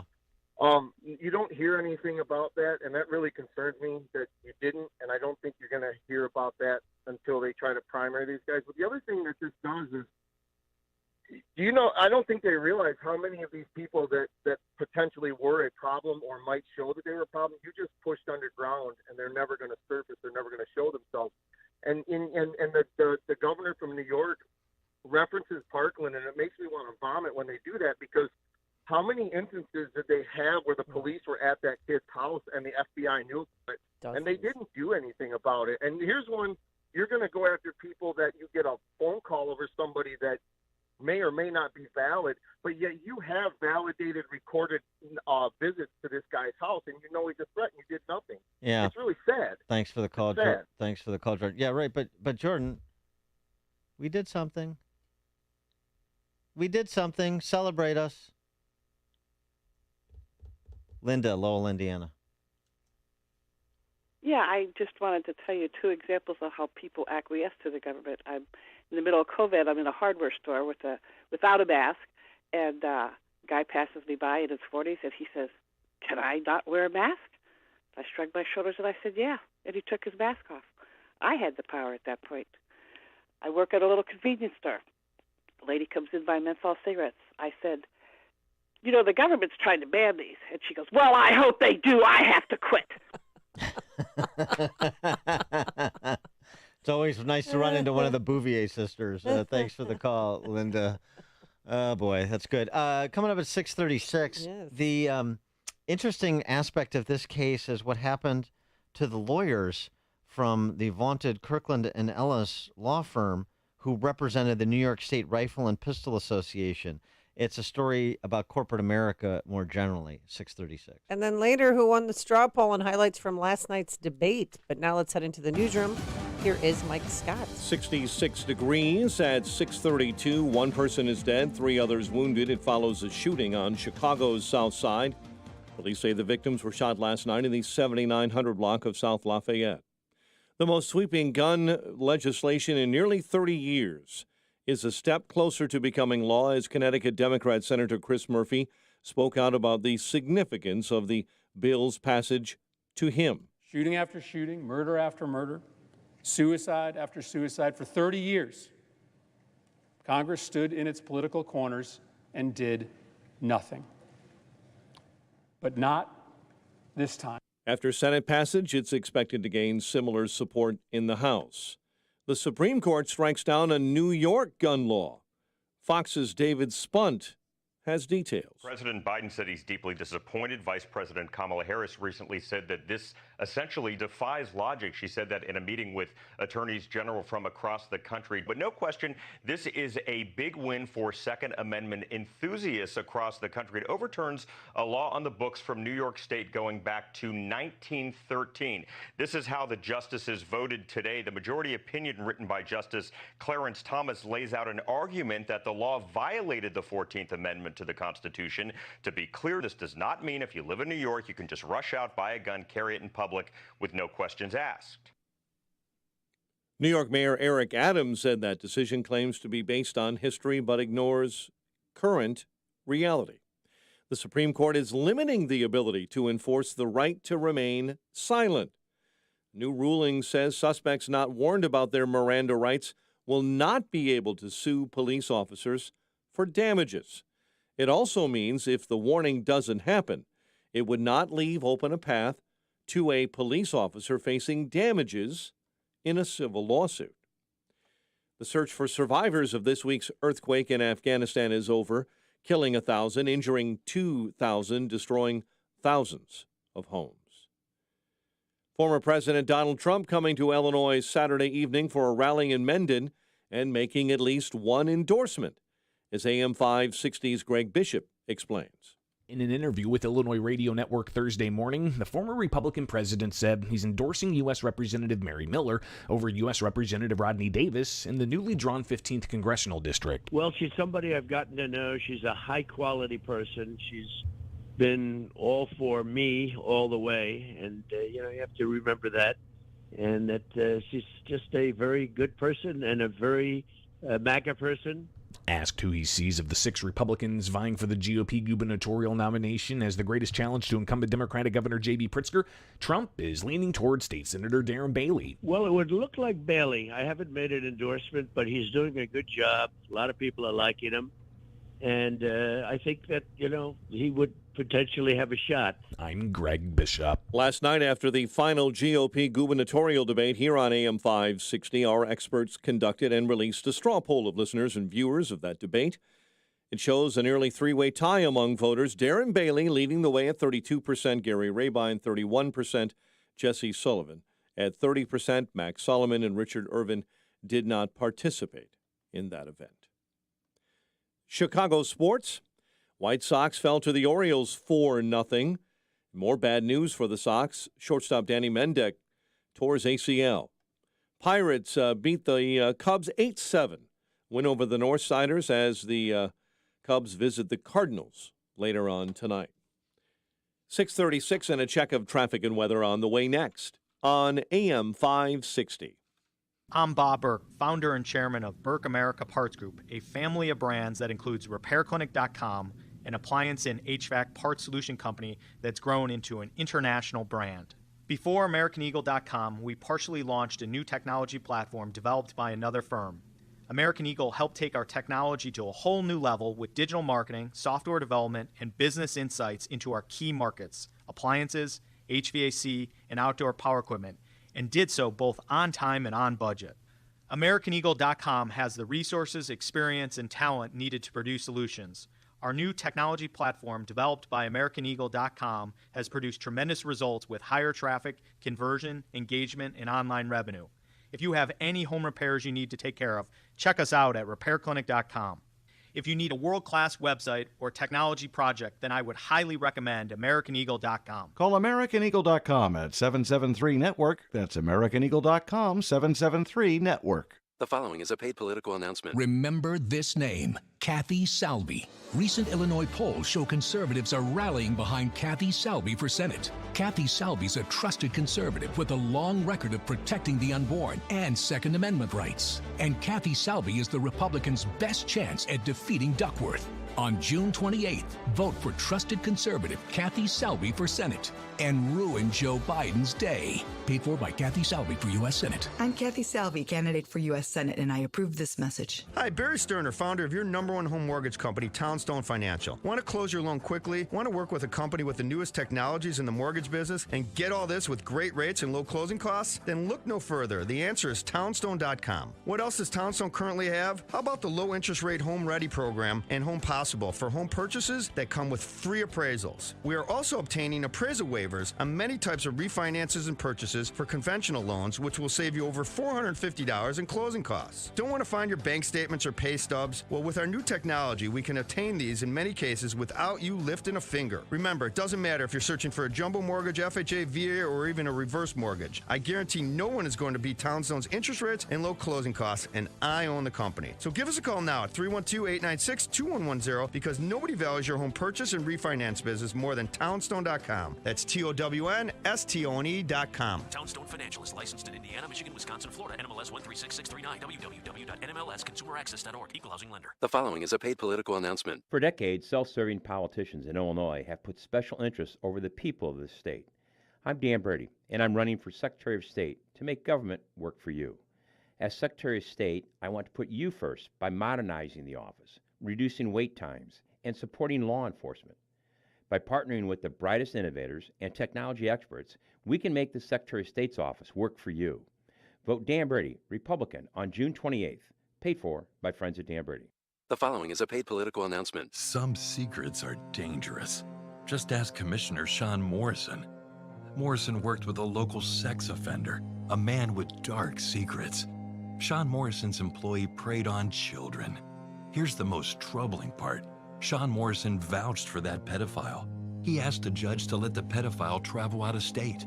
The judge trusted Morrison and let the pedophile travel. Then, that criminal went straight to Colorado and targeted a new victim, a 15-year-old girl. That judge shouldn't have trusted Sean Morrison, and neither should we. Who can we trust? Meet Liz Gorman. She's someone we can trust. As our former Cook County Commissioner, Liz Gorman led the repeal of the county sales tax. With runaway inflation and spending run amok, that experience matters. Liz Gorman. She's someone we can trust. Vote Liz Gorman in the 17th District. Paid for by Liz for the 17th. 640 on AM 560, The Answer. A quick look at the roads in our Team Hochberg Traffic Center, and it is a service of Allstate. Are you a safe driver? Are you looking to save money? With DriveWise from Allstate, better protection costs a whole lot less. Visit allstate.com or call an agent for a quote today. Tri-State, right lane blocked with an accident westbound at Town Line. There's a disabled vehicle blocking a left lane northbound on the Tri-State at 75th. I-57 jammed up northbound in the roadwork zone beginning at Stager. Dan Ryan inbound, 20 minutes 95th into the circle. You'll hit the brakes hard between Pershing and the Stevenson. In the Eisenhower, bit of a mess this morning. 25 minutes in from Wolf to the old post office. 41 in from 390, and a heavy jam between Wolf and Des Plaines Avenue. Chicago's Morning Answer continues next. AM 560 Weather Center forecast. Hot day ahead, sun through high clouds, and a high of 92. currently 66. Next news at 7. Chicago's Morning Answer with Dan and Amy continues next on AM 560, The Answer. From the Matrix Home Solutions studios, this is Chicago's Morning Answer on AM 560, The Answer. Listen to AM 560 The Answer online at 560theanswer.com, on the AM 560 mobile app, on your Alexa-powered smart speaker, and on TuneIn, iHeart, and on Odyssey. Only the biggest stories, only the biggest guests, and only the biggest opinions. This is AM 560 The Answer.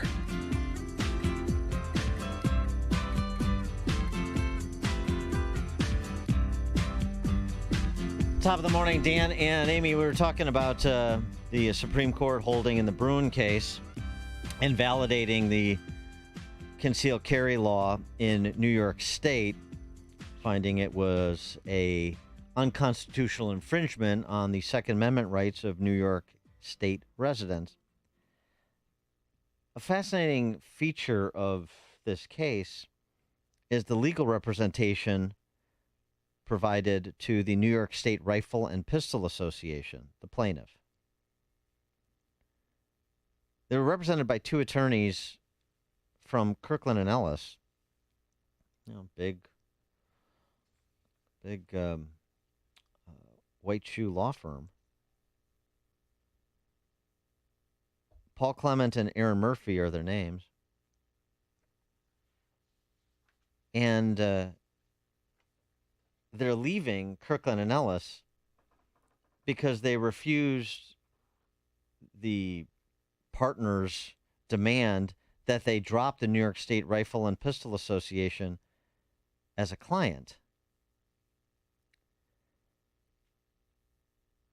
We are blessed to have represented before the Supreme Court a wide variety of clients, from large corporations and religious orders to criminal defendants and Native American groups. After we prevail before the High Court, we generally receive a round of congratulatory messages from law firm colleagues for a job well done, especially when we've helped our clients vindicate their fundamental constitutional rights. This time around, very different message. Having just secured a landmark decision vindicating our clients' constitutional Second Amendment rights in New York State Rifle and Pistol Association versus Bruen, we were presented with a stark choice: withdraw from representing them or withdraw from the firm.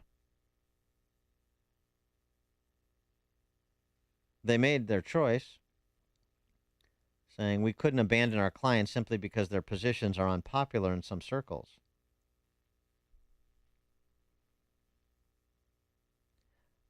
A lawyer can withdraw from a representation for a good reason, likely a newly discovered conflict of interest, but defending unpopular clients is what we do. Right? The universally popular require less representation. This is, sort of the corollary to free speech. Yeah, it's the unpopular speech that we're talking about, because the popular speech isn't in controversy. So do they have to dump all their Second Amendment clients now going forward if people want to stay there? Well, these lawyers aren't going forward. Oh, well, yeah, they're not. But in the future? Well, that's, I mean, the ironic thing, this isn't the first time we have left a firm to stick by a client. What makes this circumstance different is that the firm approved our representation of these clients years ago. It takes a while to get to the Supreme Court. And dropping them would cost the clients years of institutional memory. More remarkable still, in one of those cases we were asked to drop, we won. Those who object to the representation are thus taking issue with the Constitution as interpreted by a majority of the High Court. But what has happened to Kirkland and Ellis is what's happening in corporate America writ large. I mean, this probably doesn't come as a surprise to people who are Second Amendment enthusiasts, because, you follow these news. You follow the news. The stories of gun dealers or gun stores who have had their bank accounts frozen, or banks have told them, not interested in doing business with you anymore. Why? What did I do? You're in the gun industry. You're a bad guy. So now it's made its way to Kirkland and Ellis big law firms. What a position for Kirkland and Ellis to take. And it's funny because I know lawyers there. Have you talked to them about this yet? And Kirkland Ellis's reputation is to represent, well, exactly what Paul Clement and Aaron Murphy wrote about. We've represented religious orders, corporations, criminal defendants, Native American groups, so on and so forth.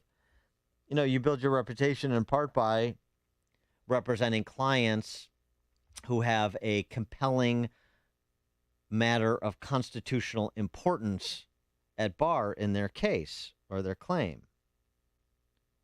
And now they're saying, well, unless it's the Second Amendment. The partners at Kirkland and Ellis, unless it's the Second Amendment.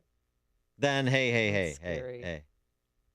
312-642-5600, turnkey.pro, answer line 64636.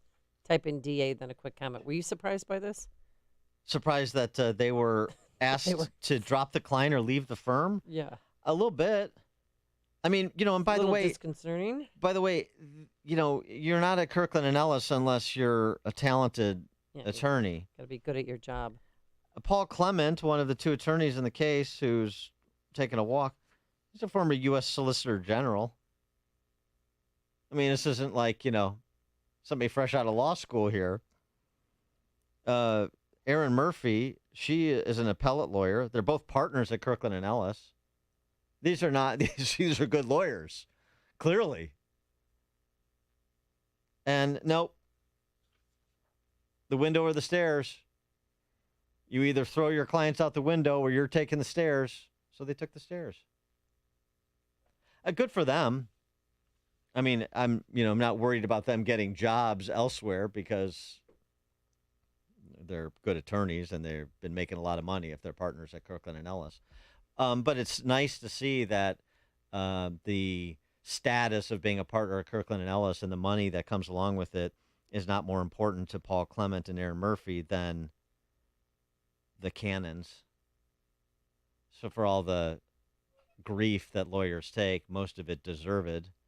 There are these cases like this one where you are encouraged by some in the legal profession that they take their ethical responsibility seriously, they take the Constitution seriously, and they take our justice system seriously. The adversarial nature of our justice system and litigating for clients' rights, in addition to just making, you know, the big fees representing big corporations and commercial litigation. It's just where normally you celebrate victorious lawyers. Hopefully they'll take their clients with them when they join a new law firm. Well, I mean, I just want to. Hopefully somebody's reached out to them. It's worth bringing attention to this matter because it's not limited to Kirkland and Ellis. It's not limited to the legal profession. That's why I said this is a story about corporate America in 2022 America. It's our new lives. It's our new world, which is sad. And hopefully we'll have more Paul Clements and Aaron Murphys out there. Hopefully their ethical stand here will inspire others to do similarly. John in Naperville, you're on Chicago's Morning Answer. Thanks for taking my call. You know, I think that there should be an investigation to see if anybody from the administration or DOJ reached out to Kirkland and Ellis to cause this to happen. And there needs to be hearings. There needs to be a special prosecutor, because if so, that is a grave, grave injustice that needs to be punished. Thanks for the call, John. John. They're that stupid that they do that? You know who was a partner at Kirkland and Ellis? Oh, who? Dan Webb? No. No, Winston. The partner at Kirkland and Ellis, one former Attorney General named Robert Barr. Oh. I don't think he would. I'm not implicating him. I'm suggesting that, you know, I suspect that there is divide within the vast expanse of the partners at Kirkland and Ellis. I'm sure there is. Yeah. Sure, there's political divide here.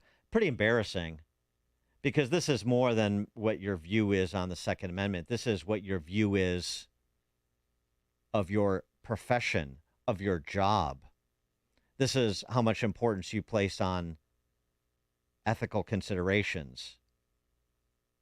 That's the debate I expect that more enlightened partners at Kirkland Ellis would be pushing inside the firm. I would if I were there. George and Moni. Hey, Dan, 2 points. One, if you're going to play stories with lots of incest in it, you really should have banjo music behind it. But second, isn't the American Bar Association supposed to be policing unscrupulous lawyers and law firms, that pull this kind of crap? Well, no. I mean, the ARDC polices ethical breaches, but so I mean, I guess Paul Clement and Aaron Murphy could cook up some sort of ARDC complaint against the partners at Kirkland and Ellis, but I know that's not productive and it's not going anywhere.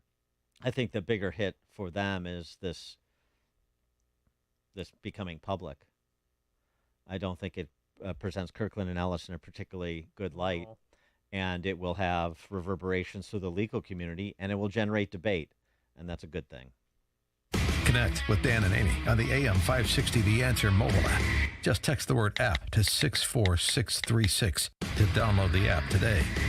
I'm Rich DeRozier, Chief Communications and Content Officer at the Pro Football Hall of Fame. Recognized as America's premier sports Hall of Fame, we needed a premier digital agency for our website. We chose AmericanEagle.com, and they've been coming through in the clutch for us ever since. We needed a feature-rich platform and online store with easy-to-use navigation so football fans could quickly find what they're looking for. Our site is packed with content, videos, podcasts, event and ticket info, so much more. The team at AmericanEagle.com produced a world-class website that provides enhanced digital marketing capabilities and sponsorship opportunities. From website design and development to hosting and digital strategy, AmericanEagle.com provides great solutions and is always there for us. We've worked with them for 20 years, and we are proud to recommend AmericanEagle.com. For everything you need to know about pro football history, visit ProFootballHof.com. If you're in need of a website to provide a Hall of Fame experience, go to AmericanEagle.com. Call AmericanEagle.com at 877-WebNow1 or visit AmericanEagle.com.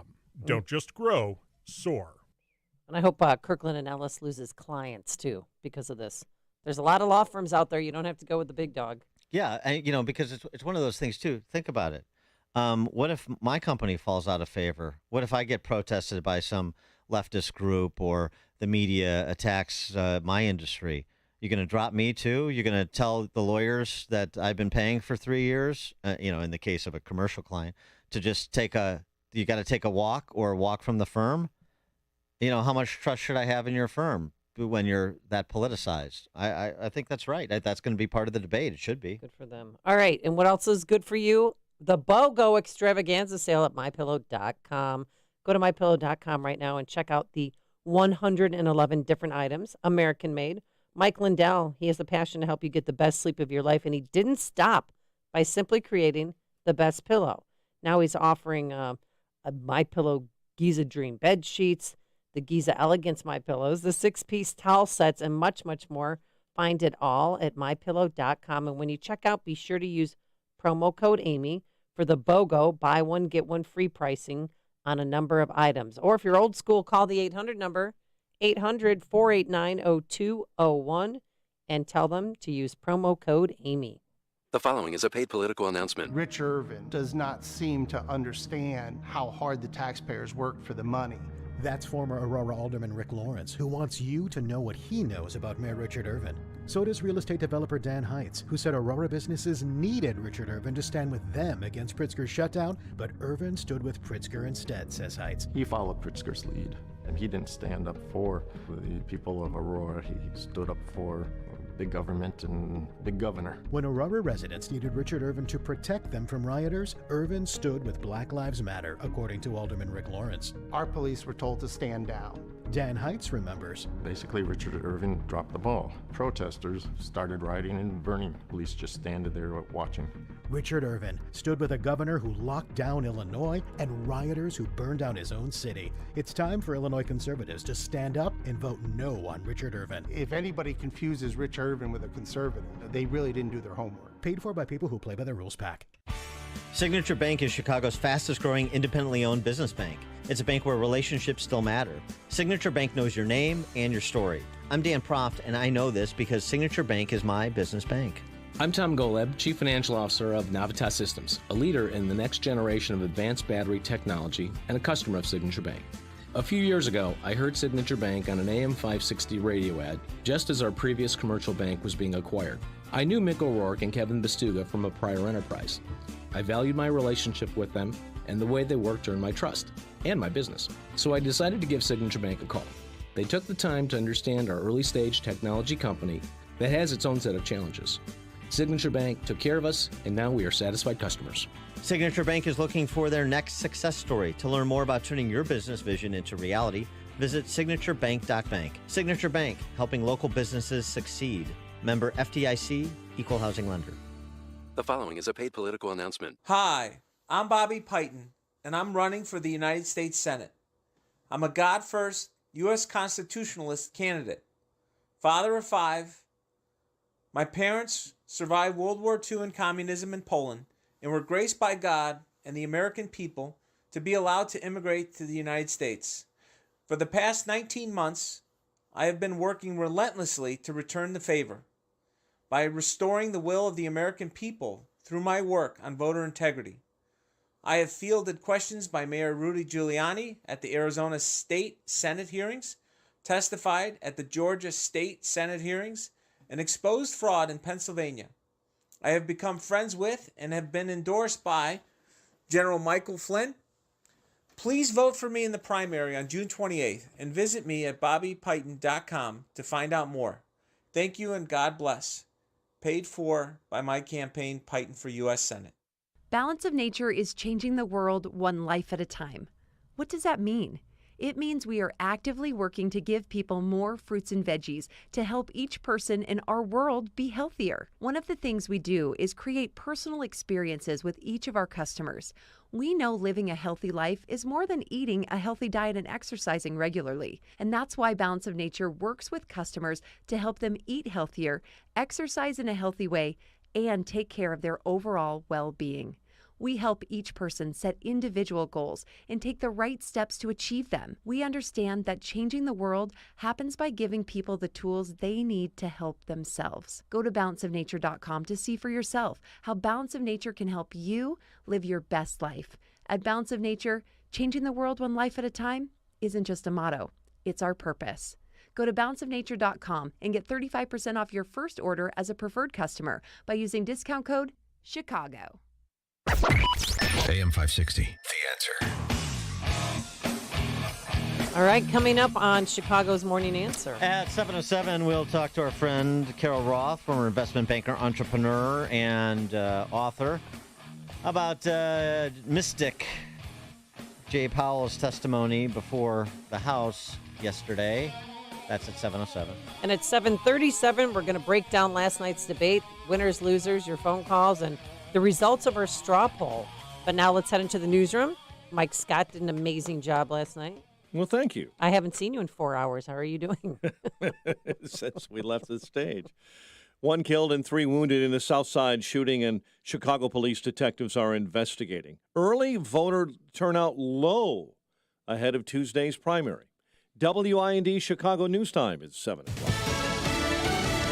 It's the most comprehensive gun legislation in decades. I'm Dave Anthony, Fox News. This is not a cure-all for all the ways gun violence affects our nation, but it is a long overdue step in the right direction. Senate Majority Leader Chuck Schumer, after 15 Republicans joined Democrats approving the bill late last night, though other GOP senators voted no, fearing it could infringe on law-abiding gun owners' rights. Now, the key provisions include these: red flag laws taking away guns from people deemed dangerous, expanding background checks to include juvenile records, and closing that so-called boyfriend loophole barring domestic abusers from purchasing firearms. The bill does now head to the House, where we believe the Rules Committee is already starting to work on it right now. Fox's Griff Jenkins. The House considers the bill 1 month after the shooting at an elementary school in Uvalde, Texas, left 2 teachers and 19 kids dead. Jasmine Cazares, a sister among them. She told a state legislature hearing, "I'm here begging for you guys to do something, or to change something, because the people that were supposed to keep her safe at school didn't. they failed. There is money to bolster school security in the bill Congress is considering. At another Capitol riot investigation hearing, a focus on pressure then President Trump put on the Justice Department to declare the election was corrupt. Republican Congresswoman Liz Cheney asked former Deputy Attorney General Richard Donahue. When you learned that he had been calling witnesses and conducting investigations on his own, did you confront him? Yes. And what was his reaction? He got very defensive. The former president calls the Democrat-led investigation a hoax. It's now 4 months since Russia invaded Ukraine. The head of the United Nations is warning of an unprecedented global hunger crisis with a Russian blockade of Ukrainian grain. In Afghanistan, the earthquake there is now up to 1,150 people dead, 1,600 injured. America's listening to Fox. Sunshine and 69 degrees at 7:02 on AM 560. The Answer. Good morning. I'm Mike Scott. 1 dead, 3 wounded. It follows a shooting on Chicago's South Side. It happened last night in the 7900 block of South Lafayette. Police are also investigating separate shootings in Chicago that left 2 13-year-old boys wounded, one along the 1900 block of South Drake, another in the 1800 block of West 46th. Former President Donald Trump coming to Illinois Saturday evening for a rally in Mendon. He's made at least one endorsement, a congressional race, and may endorse Darren Bailey in the GOP gubernatorial primary. Last night, after the final GOP gubernatorial debate here on AM 560, our experts conducted and released a straw poll of listeners and viewers of that debate, showing nearly a three-way tie among voters. Darren Bailey leading the way at 32%, Gary Rabine 31%, Jesse Sullivan 30%. Ken Griffin is moving his investment firm Citadel out of Chicago yesterday, saying he's relocating the rest of his company's headquarters to Miami after more than 30 years here. Griffin spoke before the Economic Club of Chicago last October and warned that concerns about violence in the city had him eyeing a new place to do business. Voter turnout in Chicago is low ahead of next Tuesday's primary election. City officials say voters may need more time to make up their minds. I think we're going to see a surge now these last few days of voters coming out to vote, of mail ballots. Less than 26,000 early vote ballots have been cast, down significantly from the same point in 2018 and 2014. The Supreme Court taking a stand on the Second Amendment in a New York case. It ruled 6-3 that people can carry handguns for self-defense without many restrictions. Chicago Mayor Lori Lightfoot believes it sends the wrong message. It's devastating. I mean, it's just fundamentally devastating. I have made so many calls to moms and dads and relatives who have lost loved ones because of gun violence. The Illinois Department of Public Health is warning the public about the West Nile virus during the summer. The first mosquitoes to test positive for West Nile this year reported in Roselle in DuPage County. Sox lost to the Orioles. Pirates beat the Cubs. Bulls draft in the first round Dalen Terry, guard out of Arizona, with their 18th pick overall. The news, a service of the AM 560 mobile app. Text the word app to 64636. And a check of traffic and weather on the way next on AM 560. You listen to this radio station for truth at a time when truth is an endangered species. Now, we want to invite you to listen to our sister TV network, Salem News Channel. You'll find us in the App Store or online at salemnewschannel.com or on Roku or similar devices. You'll see Hugh Hewitt in the morning, followed by Mike Gallagher. You'll see Dennis Prager, followed by Sebastian Gorka. And at 5 Eastern Time, our newest star, Andrew Wilkow, with Dinesh D'Souza at 7 Eastern. Salem News Channel, the antidote to the mainstream media. Grandview buys homes. Hi, I'm Tom Delich, here to tell you Grandview will buy your home in any condition. Wait a minute, you ask. What about water damage? Yes, Grandview will buy your home. Mold in the attic? Yes, we'll buy your home. Cracks in the foundation? Yes, Grandview will buy your home also. The fact is, we buy homes in any condition. Maybe your home hasn't been updated in 20 or 30 years. No problem. Grandview will buy your home. Or maybe your belongings are stacked up to the ceiling and you just need to move on. Grandview will buy your home too. Not only do we buy homes in any condition, you don't have to lift a finger to sell your home. We'll give you a fair cash offer in 48 hours and close on the day you choose. Then only take the belongings you want and leave the stress and the mess to us. The folks at Grandview understand your situation and will always treat you with dignity and respect. So sell your home as is today. Call the name you know and the name you trust. GrandviewHomes.com. Dr. Gorka here, and you know me. I am very cynical about products, especially those that claim to help people suffering from pain. So when I tell you that Relief Factor truly works, I want you to know that I mean it. I suffered from a stiff lower back for almost a decade, one so painful it made it difficult to kneel in church on Sundays. When I finally decided to give Relief Factor a try, I didn't ever imagine that I would find myself free of the pain, but that's what happened. Now I take Relief Factor every day. Almost 70% of the more than 500,000 people who have tried Relief Factor end up ordering more. That's because it works for them the way it worked for me. Isn't it time for you to get out of pain? Your first step to becoming pain-free should be to order the 3-week quick start for the discounted price of only $19.95. Go to ReliefFactor.com or call 800-4RELIEF to find out more about this offer. Feel the difference. The following is a paid political announcement. Hi, I'm Douglas Warlick, and I'm asking for your vote for Kane County Clerk in the Republican primary on June 28th. I understand the challenges that Kane County residents face, and I am committed to bringing fiscal responsibility to our local government while serving the public with best practices for fair and honest elections. As a trial attorney and family law lawyer for over 40 years, I respect the rule of law. However, the incumbent Kane County Clerk, who has held that office for 20 years, did not follow the election laws in 2020. For example, he whimsically decided not to use provisional ballots in spite of the clear language of the Illinois Election Code. And even worse, the debacles continue as he is not honoring the roles of election judges and poll watchers in this current election cycle. I pledge to serve the people of this county with integrity and transparency, starting with a complete cleansing of our voter rolls. Please vote for Doug Warlick for Kane County Clerk on June 28th or vote early. Paid for by citizens for Doug Warlick.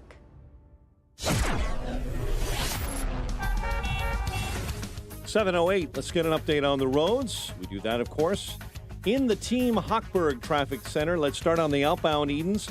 Bad accident there. Vehicle into the wall between Montrose and Peterson. 15 minutes outbound to Lake Cook Road. Kennedy N24, O'Hare into the Burns Circle interchange. Kennedy outbound, 30-minute delay from the Burns Circle out to O'Hare. Ike inbound, 24, into the old post office. Stevenson, 39 from 355 into DuSable Lakeshore Drive. In the Dan Ryan, 19 minutes, 95th into the Burns Circle. Traffic, a service of the Salem Podcast Network, with episodes from Dinesh D'Souza and Trish Regan, many more. Subscribe free, salempodcastnetwork.com. Chicago's Morning Answer continues next. AM 560 Weather Center forecast with Steve Williams. Hot today, sun and clouds, high 92. Partly cloudy tonight, low 71. Clouds and sun, afternoon thunderstorm tomorrow, the high 90. Partly sunny, breezy Sunday, the high 80. And then partly sunny, nice day on Monday, the high 79. I'm Steve Williams on AM 560, The Answer. Worried about basement flooding? Time to call Permaseal, 800-421-SCAL. 69 at O'Hare. Next news, 7:30. Chicago's Morning Answer with Dan and Amy continues next on AM 560, The Answer. From the Matrix Home Solutions Studios, this is Chicago's Morning Answer on AM 560, The Answer. Listen to AM 560 The Answer online at 560theanswer.com, on the AM 560 mobile app, on your Alexa-powered smart speaker, and on TuneIn, iHeart, and on Odyssey. This is Chicago's Morning Answer with Dan Proft and Amy Jacobson on AM 560. The Answer.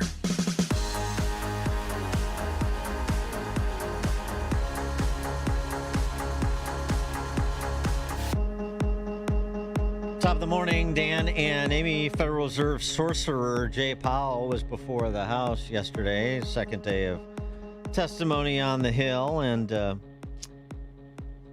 just looking back on the good old days when inflation was transitory until it became something less transitory. Jay Powell reflected on that and gave his sort of version of the last year of Fed policymaking. just giving us hindsight, inflation was coming down month by month. If you look at monthly readings for CPI or PCE, they were coming down month on month through September. And so that I think, told us that our thesis that this was going to be a passing inflation shock was at least plausible. I think that the data turned pretty hard in October and November, and we very much changed our position, and since then have tightened financial conditions quite significantly. So it was a matter of a few months when we were really looking at this and thinking it's going to be passing. Most macroeconomists thought that it would be a passing thing. It turned out to not have been so far. Well, we did underestimate it. With the benefit of hindsight, clearly we did. So it comes down to this judgment that we had to make. It has really nothing to do with our framework or anything like that. And every central bank had to make the same judgment, which was looking at the supply chain problems and the shock to labor force participation, millions of people out of the labor force. We had to decide whether that was going to be a lasting thing or whether it would kind of turn around quickly. We had very high levels of labor force participation. Suddenly they're much lower. The thought was people will come back. As soon as COVID is over, we have these new vaccines. Every American is going to get vaccinated. We'll be done with COVID by the end of the year. So basically, these supply side issues, broadly speaking, just didn't get better. There were recurring waves, and that was the judgment we had to make. We knew it could be wrong, and I think when it started to look pretty wrong, we pivoted. Framework wasn't wrong. It was just a timing thing. We saw it going this way. These were the judgments that we and other academics made. And again, we're a little bit off. Turned out to be not so much of a passing fancy. Really. Is there anything that happened that may suggest to you real inflationary pressure on the economy? For example, $10 trillion of funny money in 24 months. Do you think that would implicate the possibility, the likelihood, the metaphysical certainty that you're going to see inflation?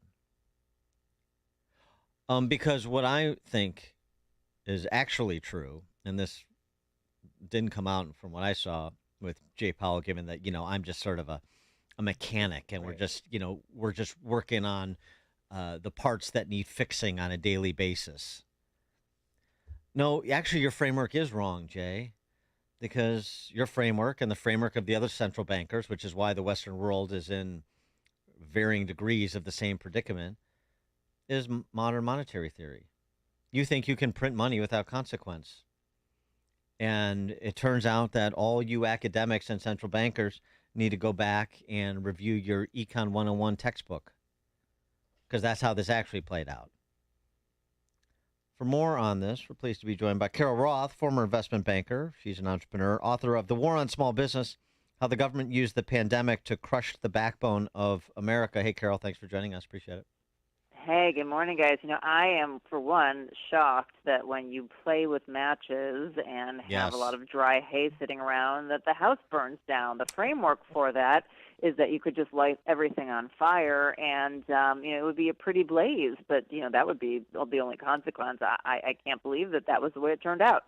Yeah, exactly. I mean, that's the thing that's so unnerving about listening to Jay Powell talk. And frankly, most of the members of Congress are not much better, which is why you don't get sort of these moments. But that really does need to be pressed, is that the policy choices that were made that brought us to this point, it was inevitable that we were going to be here in some form or fashion at some point in the not too distant future, and we're here. Yeah, I mean, just listening to him makes me want to pull my usually very large hair out because, many of us, I had this conversation with you guys how many times over the past, year and a half or so, and it was the inevitable consequence. And so, not only did you have this enormous money printing and you had stuff that was called stimulus, and then they're going to say, I'm really surprised something that was called stimulus overstimulated the economy. We could never predict something that was in the word actually did what the word said. And then this idea that they didn't have any idea about these supply constraints and that they were going to turn around, exacerbated by policy. I mean, we know who left the workforce and why. We know that we had 3 million people who retired early, in large part because their 401ks were going up and because their houses values were going up. We know that we had 2 million legal immigrants who weren't able to come into the country as projected because of the border closing. I mean, we knew all of these kinds of things. We knew on the housing front that we're underbuilt by 4 to 5 million homes. We know that we have an underinvestment in energy and commodities and the like.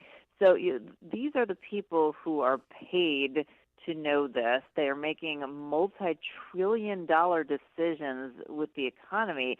So if they don't know something that's like so completely obvious, like neon red sign obvious, then what are they doing, and how do we have that power vested in people who can't make the most obvious calls and decisions? And Carol, I love your tweet. You know who would see inflation coming? Corn Pop. It's really good. Amy, Corn Pop was a bad dude, but he did take Econ 101. So literally anybody could have seen inflation coming. I mean, Helen Keller could have seen inflation coming. I mean, all right. No, Helen, don't do Helen Keller jokes. We can't do Helen Keller jokes. Oh, you can't do that. No, you can't. No. So to the power of the okay. How far into the recession? Why is Helen Keller such a bad driver? Oh boy. Oh yeah. Don't answer it. I don't. Why, Dan? Because she's a woman. Oh.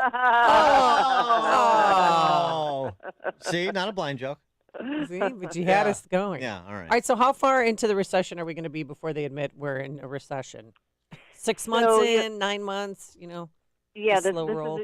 This is a question. I've been actually saying this for the past couple of weeks. The NBER, which is the group that calls recessions, has now made a non-definition of it. So it's now, we used to say, it was 2 quarters of GDP contraction. Now it's this sort of like flowery language about, several months, and, we look at the depth and we look at the duration and different factors. And so there's lots of weasel words there where they may say, well, technically it wasn't because this, that, and the other thing, kind of like they do with everything else.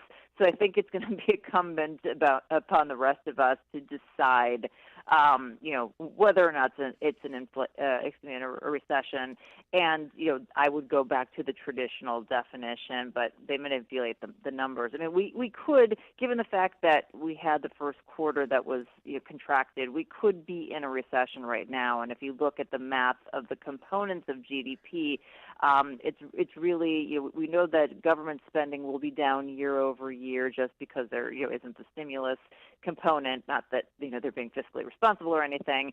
We have a very strong dollar vis-a-vis other currencies, not on its own, but vis-a-vis what's going on with other currencies around the world. So that's not going to help us on the net export side. So it comes down to business investment and the consumer. Businesses are getting hammered in the market, and on a real inflation-adjusted basis, consumers are obviously getting hammered by gas and other inflation. So do we think that businesses and the consumer over the last quarter are going to be able to make up for that deficit from what the government didn't spend year over year? Math-wise, that's a pretty tall order, especially when the Fed's trying to cool down the economy. But it's possible we could eke out something. I'm getting a little bit confused again because I think we need, and we're talking about more supply, more energy supply, right? I think that's why Biden is going to Saudi Arabia, and he's put a call into Maduro over in Venezuela, and so on and so forth. And that, but then I see the Democrats, socialists on the Hill, are proposing a late 1970s style windfall profit tax on oil and gas companies. There's a good thread by Nirupama Rao, who is a professor at the University of Michigan Business School. It turns out she did her thesis on, I think, or some dissertation on the windfall profits tax of the Carter era, I should say. And the bottom line, what she finds is that a windfall profit tax would reduce domestic production in real time. That the result from history is that this is the response from the industry, and it reduces domestic production. And at the same time, we're hearing the big guy and his flacks talk about how we need more oil refined, we need more oil to market, but then his party's also talking about a windfall profits tax. Yeah, this is one of the things I'm most mad at the Biden administration about, is the fact that I have to go, on programs like yours and defend big oil. Yeah, exactly. that wasn't the stance I wanted to take, but yet here we are. I mean, we had a situation during the pandemic. The top 5, big oil producers lost $76 billion. So, anything that they're making now is sort of normalizing it. They were producing gas. They were, having gas available while we needed it during the pandemic. We want them to be here for us. The issue, the reason why we don't have as much oil production as we did before COVID, part of it is because of the underinvestment, and that underinvestment is being driven by the left. It's being driven by ESG. It's being driven by Biden campaigning on, we are going to shut you down. We are going to stop the drilling. We're going to stop this. And as the oil company executives are going to say, we're not making multi-billion-dollar long-term investments when you want to shut us down and because you need to be bailed out politically. This has to actually make sense. So price controls, just like any other central planning idiocy, as you're going back to your professor's dissertation there, that is the outcome that they have, because why would you put up that investment if you knew that you were being handicapped? It doesn't make sense. It's the opposite of everything that we've learned in the free market. And of course it is going to further constrict supply. And it kind of goes back to all of this idiocy coming from the government, coming from the Fed. They are just so decoupled from reality, or they're intentionally trying to destroy us. Yeah, those are the only two options that we have here. On the intentional side of it, though, a debtor loves inflation, right? I mean, they certainly do. It's that the only way that they can print their way out of it. That's the ridiculous, as you said, MMT, modern monetary theory. I call it magic money tree.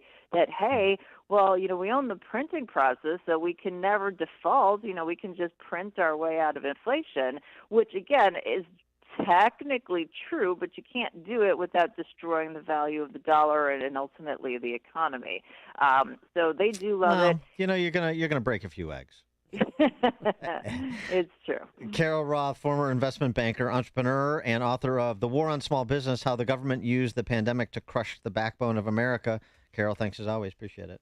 Have a great weekend, guys. Thank you. And she joined us on our turnkey.pro answer line. It's like a hot, steaming cup of information to start your day. It's Chicago's Morning Answer on AM 560. The Answer.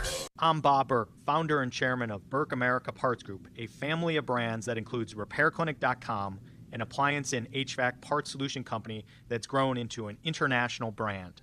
Before AmericanEagle.com, we partially launched a new technology platform developed by another firm. American Eagle helped take our technology to a whole new level with digital marketing, software development, and business insights into our key markets, appliances, HVAC, and outdoor power equipment, and did so both on time and on budget. AmericanEagle.com has the resources, experience, and talent needed to produce solutions. Our new technology platform, developed by AmericanEagle.com, has produced tremendous results with higher traffic, conversion, engagement, and online revenue. If you have any home repairs you need to take care of, check us out at RepairClinic.com. If you need a world-class website or technology project, then I would highly recommend AmericanEagle.com. Call AmericanEagle.com at 773-NETWORK. That's AmericanEagle.com, 773-NETWORK. All right.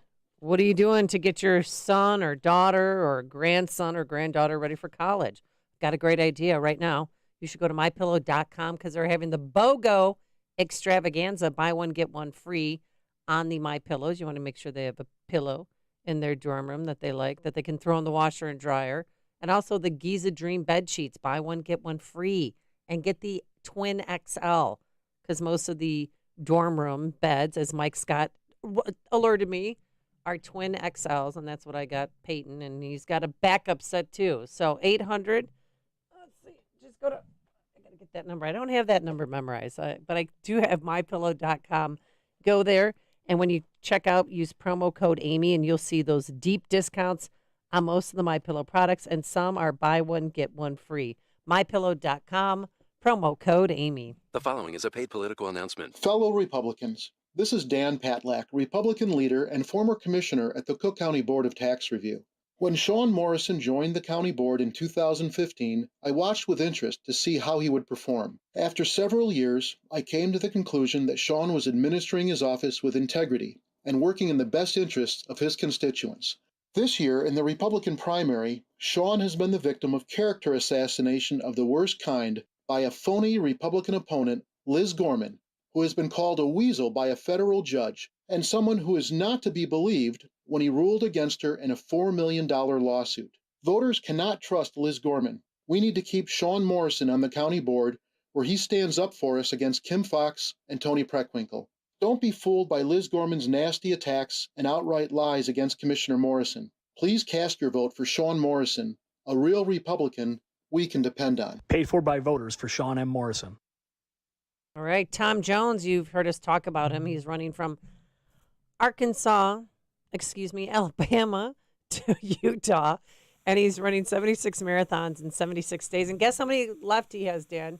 He has 7 marathons left, and he will be in Washington County, Utah, and he's doing it to raise money for American Villages. And if you want to go find out more, go V2VPledge.com, and you find out the information about how you could help out and help his worthy cause. And my God, and he takes Balance of Nature. And I wonder how much Balance of Nature he took on this whirlwind adventure of his. But he does it because he's not eating enough fruits and veggies on his own. So what you're getting with Balance of Nature is 6 capsules a day. That's what they recommend. But you can take more if you want. You're getting 10 servings of 31 different fruits and veggies. And you hear stories right here about how people's lives have changed, including the Tom Jones story. And guess what? The next success story could be yours, but you have to order your bottles of fruits and veggies today. The number to call is 800-246-8751. That's 800-246-8751. Use discount code Chicago or online at balanceofnature.com. Discount code Chicago. AM 560, The Answer. Dan and Amy, since we're going to talk about last night's AM 560 Illinois Republican governor primary debate, this is a tutorial on how you handle the media. For all you Republican candidates out there, you know the media is antagonistic. In D.C., it's antagonistic to the federally elected Republicans out there. In Chicago, to all Illinois Republicans who are not complicit with Democrats. Carrie Lake is a Republican candidate for governor. Yeah, but before that, she worked at Fox 10 in Phoenix for years as the main anchor there. People who live in that area are very well familiar with her. Okay, well, yeah. So she's a Republican candidate for governor in Arizona. Backed by She needs Trump. to know something a little bit about the media, about her industry, her former industry. She was approached by a CNN reporter, and that's how this went. Hi. Hi. Nice to see you. Counting off in CNN. You don't have a mask on anymore. What's going on? We're outside. Do you have a minute to well, chat? we're 6 feet apart. Do you have a minute to chat? I'll do an interview. Okay. As long as it airs on CNN Plus. Does that still exist? I didn't think so, because the people don't like what you guys are peddling, which is propaganda. Thank you. Bye-bye. Bye. And that wasn't just her. That was Kyung Lau, who used to work here at Channel 2, and now she's at CNN. Who cares? Who cares? CNN Plus. That's great. It's great. Sure, it has to be on CNN Plus. Can you resurrected so I can do the? Can it be a package on Chris Wallace's show on CNN Plus? Oh wait, right. Yeah, take a hike. My favorite is Perfect. Where's your mask? Where's your mask? Oh, you're not wearing a mask. Oh, I mean, perfect. Because they know. Perfect. Good for Carrie Lake. I like her. I mean, I don't know that much about her, but I certainly like her after that performance. A lot of gumption. All right, coming up on Chicago's Morning Answer. The aforesaid AM 560 Republican gubernatorial debate that was moderated by our very own Mike Scott last night. And Amy Jacobson slandered me, but we'll get to that at 7:37. I couldn't reel her in on that one. Yeah. Well, There's you so much a said moderator it. can Well, do. There's only so much a moderator can do. So you much. said it. Got Rabine water. I fixed the microphone for Paul. Oh, yeah. I Schiff. heard that. Yeah, You know, and then Rabine was missing for a time. I thought he Well, got he was in the kidnapped. bathroom. Oh, But I'm like, we'll continue on because he's the last one to ask the question. good thing he didn't have his mic on in the bathroom. It could have been like Oh. Naked Gun. or the gal down at CNN who was talking about her Her husband. sister-in-law. Or No, her she was talking about her sister-in-law. sister-in-law because she was Kira. about to go on vacation. Yeah. And she's like, well, I have to hang out with my sister-in-law. And then she's washing her hands. Not The good. whole thing was Talking broadcast. about her mother-in-law. It was not good. Yeah. 69 degrees at 7:31 on AM 560. The Answer. One person is dead, 3 others wounded. It's a story we're following on Chicago's South Side this morning. The victims were shot late last night in the 7900 block of South Lafayette Street near a CTA Red Line stop. The Senate is passing the most sweeping legislation designed to curb gun violence in decades. Following a series of recent mass shootings, senators on both sides of the aisle faced growing pressure to act. The House will take up the bill this morning with a vote expected today, meaning it could go to President Biden's desk to be signed into law as soon as possible. Thursday's 65-33 vote saw 15 Republicans join 50 Democrats. President Biden says he's disappointed by the Supreme Court's ruling in a closely watched gun law case. New York Governor Kathy Hochul says the state there preparing for this decision. We have been working with a team of experts, legal experts from all over this country, and organizations like Everytown, true leaders, to make sure that we are prepared. On a 6-3 vote, the court's conservative majority struck down New York's concealed carry law. Governor Pritzker reacting to news that Ken Griffin is moving his investment firm Citadel out of Chicago. Pritzker's office issuing a statement saying he believes his administration's policies have actually helped Illinois businesses. Chicago's police watchdog is ruling there was no racial motivations in a confrontation last year between a former police officer and a black woman at North Avenue Beach. Officer Bruce Diker demanded she leave as she walked her dog after hours on the beach. Nikita Brown has filed a federal lawsuit claiming Diker used excessive force. Police in Washington state this morning are looking for a driver who wrecked and abandoned a sports car earlier this week, but not just any sports car, a $250,000 sports car. Washington State Patrol says a 2020 McLaren 600 LT, yep, it's nice, was found wedged under a guardrail on a road near Tacoma this week. The car was totaled. White Sox lost to the Orioles 4-0. Pirates beat the Cubs 8-7. They visit the Cardinals later on tonight. Bulls select 18th in the first round of the NBA draft and take Arizona guard Dalen Terry. The news service of the Daybreak Insider podcast. Subscribe free today at daybreakinsider.com. And a check of traffic and weather on the way next on AM 560. The Sean Thompson Show. The agenda of the fascist, Marxist mafia of the Democrats is completely and totally unconstitutional. And the audacity of these idiots, leveraging private companies to tell them how to produce and where to invest.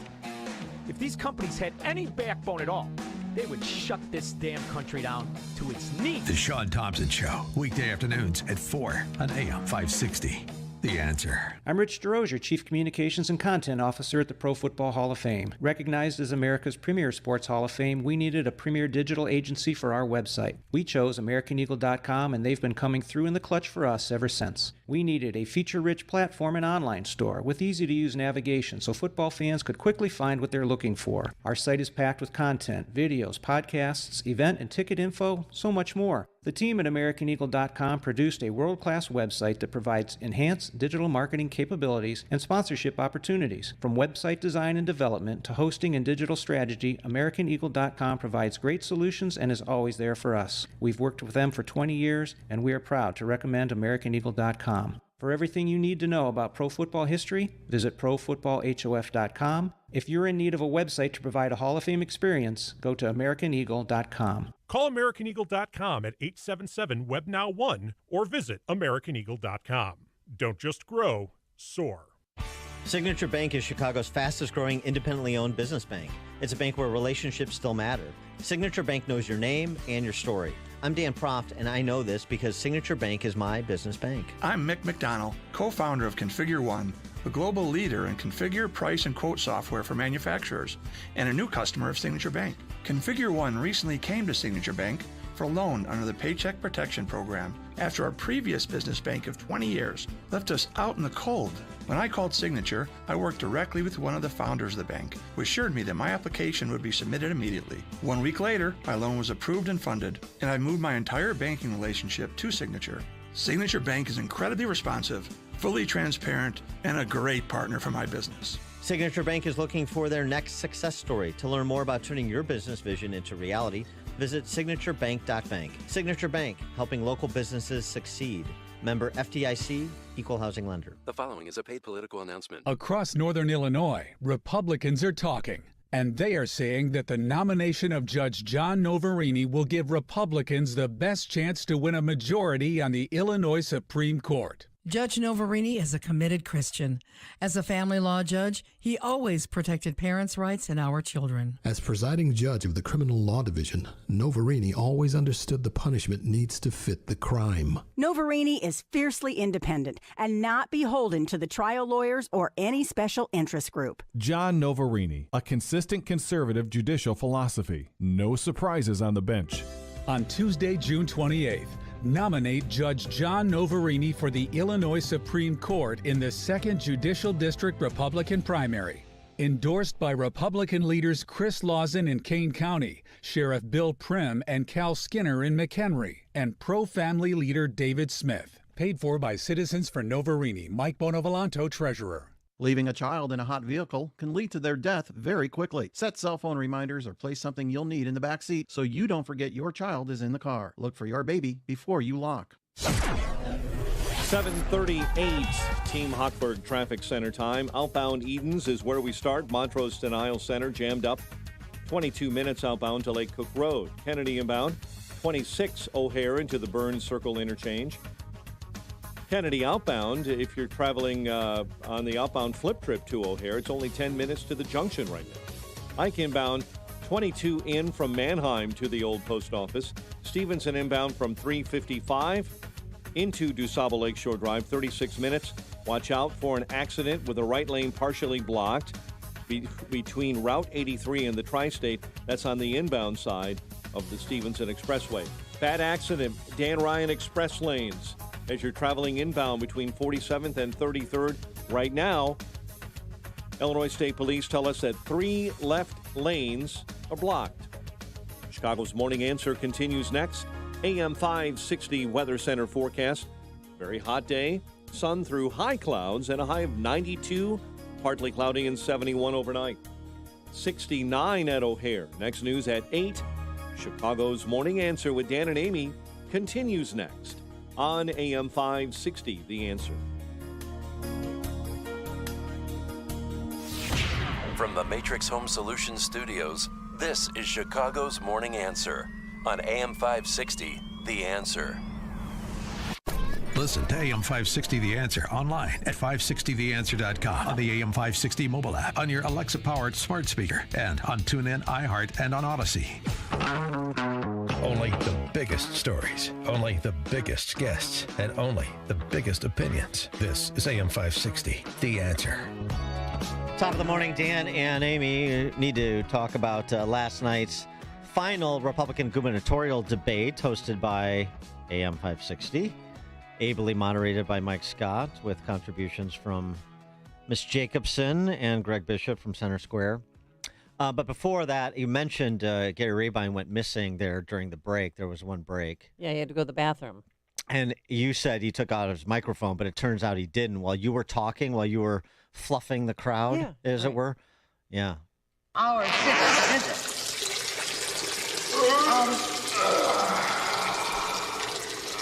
Indeed, it is for all the people who will be able to share in the celebration, especially exciting, will be the Queen's public appearances. It's a long. You had to go. Uh-oh. It's making me have to go. Wait for it. We also would like to...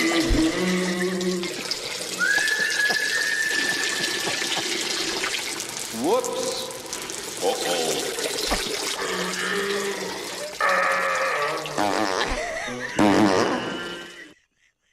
You are not going to be invited back. You are... Bull Valley will be off limits for 2 years, man. No, but you're off limits. You had to explain why it took so long for him to come back from his bathroom break. It's all in good fun.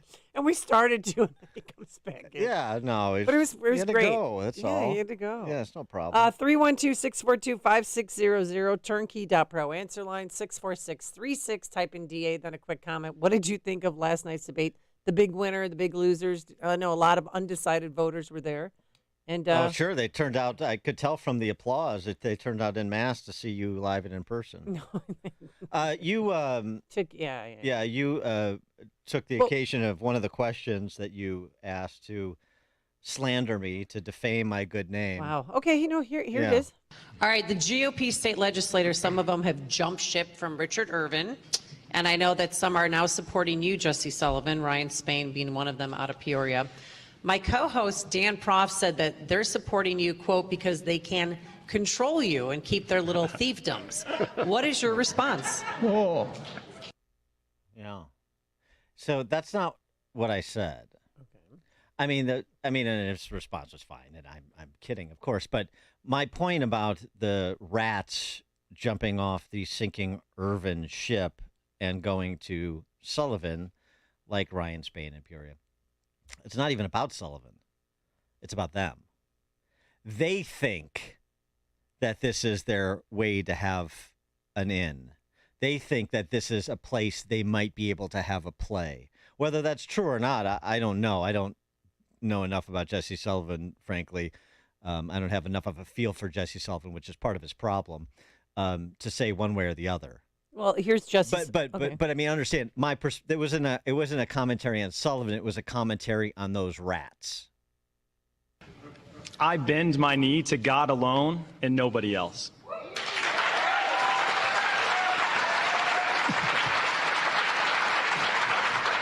I owe nobody anything in this corrupt insider system we have in Illinois. Not only the Democrat side, this insider corrupt pay-to-play politics that exists on the Republican side. And I am going to take it on. Every bit of this corruption, I am going to take on.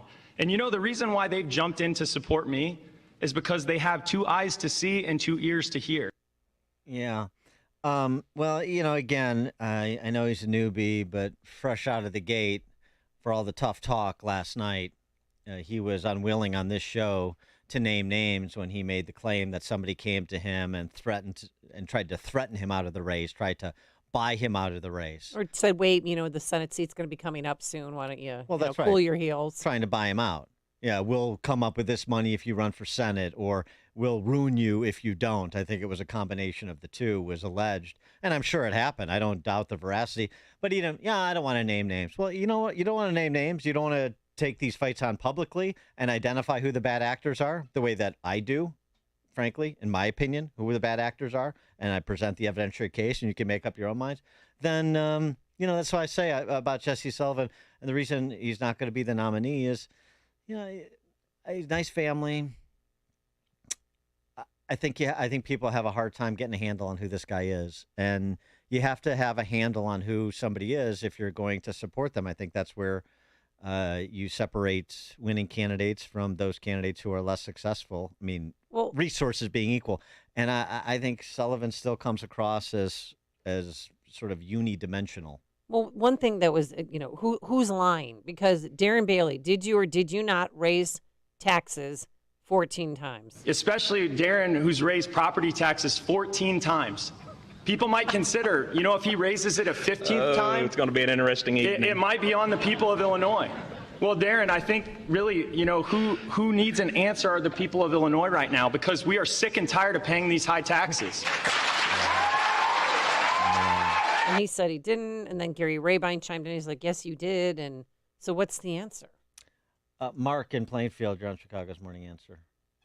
Good morning, Dan and Amy. The obvious loser is Irving for not showing up. I thought Bailey blew it at the end when they were asking about energy, and he gave a nod to green energy, even though it is in the future. Green energy is not going to work. It shouldn't even be discussed now. I think Sean and Elmwood Park boy Gary Rabine won the debate. I think he gave the best answer on the energy question. And he was giving good answers all night long. Yeah, he was on fire. He was very, very good. I've got 400,000 businesses under my wings in an organization I helped found, okay? So I can bring business back here like nobody else. But when I talk about that taxpayer pledge, all right, you're Jesse, I got to say, I'm going to say you're Silicon Sully, okay? Silicon Sully. You come from Silicon Valley. It's a different world than Illinois. That pledge is not worth a darn here. What are you saying? He lived there 2 years. At Stanford. I know the whole, where'd you get your money from? But people were, concerned about that. And then some people were concerned about, Darren Bailey saying that he would allow local control of school districts. And here's his response to that. Thank you. Exactly. And I clarified that at the end, and it was actually in the end of the article, and I wish they would have read farther. Here's the deal. It wasn't in the video because we cut it out of the video. You can watch the video. It wasn't in the video, just so you know. Critical race theory is un-American, period. It does not belong in our schools. I think we need to heed the advice of Martin Luther King, and we need to start working towards becoming a colorblind society. Critical race theory teaches our children to look at race and race only.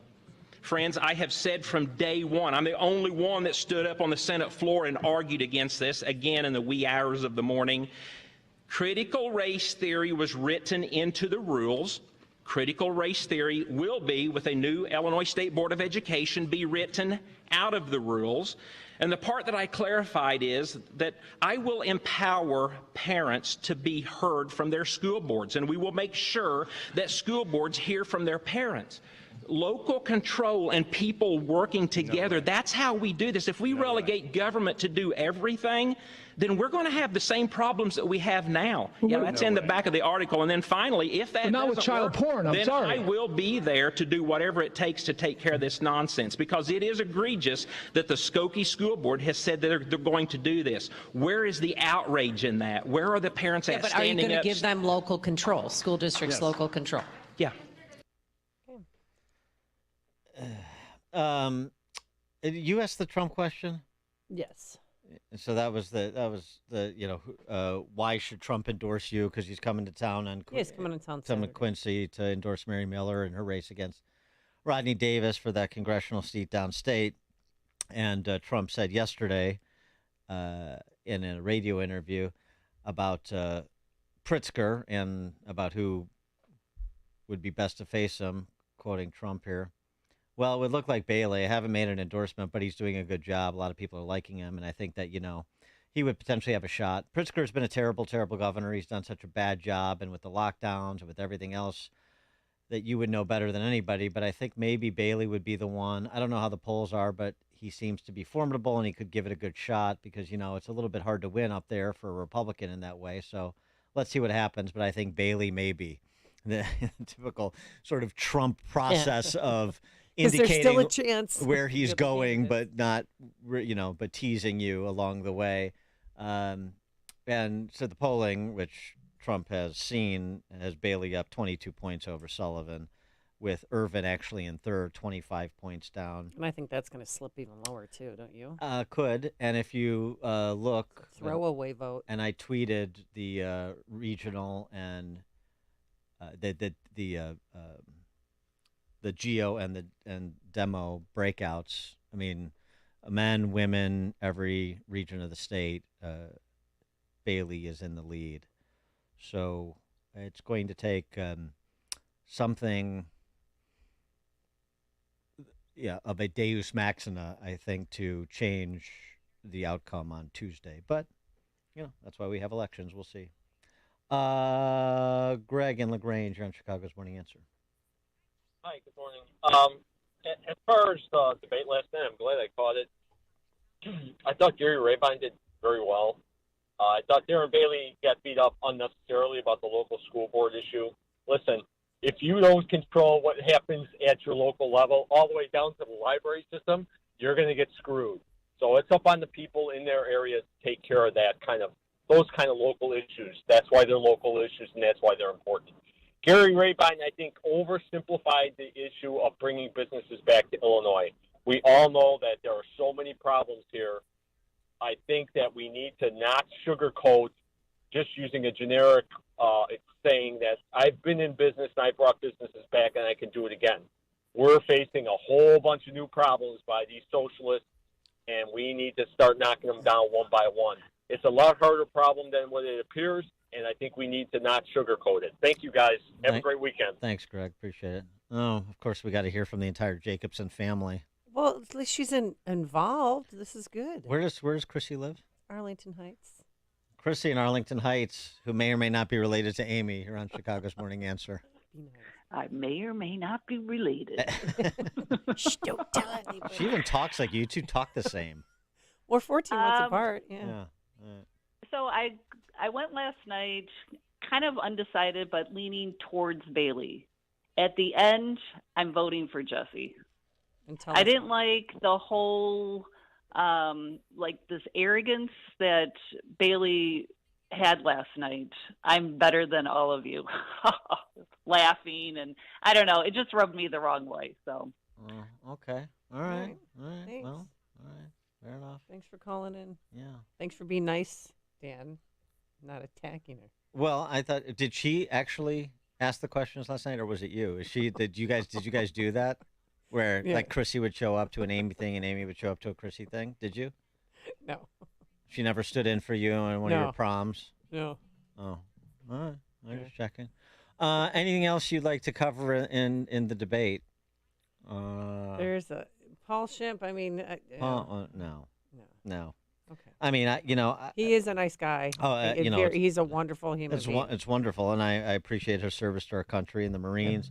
But I got to tell you, this whole routine he does, and you see this every cycle from one candidate or another, where it's like, we can't attack other Republicans. We're just helping JB Pritzker. We need to. I'm so honored and thank you so much. And so just stop. Okay, these things are supposed to be street fights, and debates are supposed to be rough and tumble like they were last night, which is why last night's was by far the best debate of the cycle, because you're supposed to let people interact. We're adults, and people are trying to separate fact from fiction, listen to explanations in response to charges, listens to arguments being made for a particular policy idea, and just hash it out and say, you took a vote and that was a bad vote. You took this money and that means you're beholden. You won't support this issue and that means you're disqualified. Hey, that's the nature of it. That's not attacking anybody. Is that violating Ronald Reagan's 11th commandment? It's a bunch of nonsense. And when you have somebody play that game with you the way that Schimpf does consistently, he's shining you on. I don't like it. And Darren Bailey, confronted Gary Rabine. Hey, you wrote a $1,000 check to Rahm Emanuel. And Gary's like, yeah, I did. So I did. Well, I know. Well, that's an example, but it's fine to bring it up. I don't think Gary Rabine is beholden to Rahm Emanuel. I don't think it was pay to play. I also don't think he should have written Rahm Emanuel a check. What kind of judgment is that? There is no circumstance, zero, under which you should be supporting Rahm Emanuel with a dime. It's not about the money, and it's not because it's pay to play, and it's not because I think Gary got anything for it. It's just bad judgment. I didn't like it when Ronner was writing checks for all those Democrats before he decided he was going to be a Republican candidate for governor either. So there's some consistency here. Yeah, I know. I don't like it. We talked about it. Gave money to Hillary Clinton. We talked about when Trump was a candidate. I don't like it. It was one of the reasons I had suspicions about him. I don't like it. I don't see the sense in underwriting your enemies. That doesn't make any sense to me. Underwriting your enemies, political enemies. That's what you're doing. That makes no sense. It's bad judgment. Is it disqualifying? No. Is it evidence of some corruption? No, it's evidence of bad political judgment. So that's it. And that's the way it should be played. And that's what Bailey should have said in response to it. He didn't get anything for $1,000. It doesn't. Yeah, right. He didn't get anything for it. He's not a pay-to-play guy. But that's bad political judgment. That's somebody who he either doesn't get it or hasn't thought it through. Judy in Frankfurt. Hey, Judy. Hi. I was just calling about Sullivan. I think that he overused the word God and used God in his whole format. And I believe in God. I love God, but I don't use God. And it just turned me off. Okay. All right. Thanks for the call, Judy. Art and Skokie. Thank you for taking my call. And it was a fine event yesterday. And it looks like Rabbi, and he really cares about people, from what I understand. Mm-hmm. Looks like, at least he came across like he cared. And I want to ask you if Stephanie Trussell called Trump a piece of human poo, did she apologize for it, for saying it? Yeah, Trussell's walked back in her comments on Trump, as I understand it.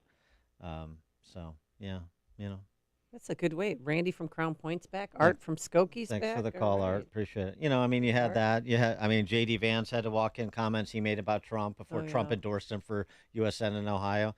So, yeah, I made comments about Trump that I will not walk back in, but they were not complimentary when he was first announced as a candidate. And so I won't walk him back. I will say about aspects about Trump I was wrong. But in terms of the concerns I had about him, in terms of what his past behavior was that could be indicative of future behavior, I won't walk him back. But yeah, the name calling and this and that. Yeah. You say, you know what? I thought he was going to be this guy, which is where I'm at. I thought he was going to be this guy as a candidate, and then as a president. I didn't always like him as a candidate. I didn't always like him rhetorically as a president. But he did a great job, and not just on the policy front, but on taking the fight to the left and having the left help by exposing who they actually are. And for that, I'm forever grateful, whether he runs for president again or not. So that's what you can say. The name calling and this and that, it's part of politics. I don't get hung up on it so much. I've been called plenty of names. You got to get over it. And Trump did.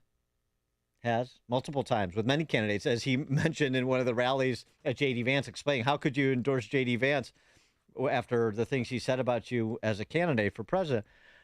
And Trump, in a rare moment of self-deprecation, frankly, if I didn't endorse anybody who ever said anything bad about me, I couldn't endorse anybody. It's just a perfect line and the perfect attitude. And that's why he still has great currency in the Republican primary and in the country. Jerry and Alsip. Yeah, so I was about the debate last night. I thought, everyone did pretty good.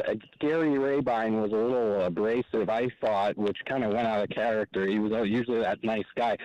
But then back to local control with Darren Bailey, I think he ate dung on that topic.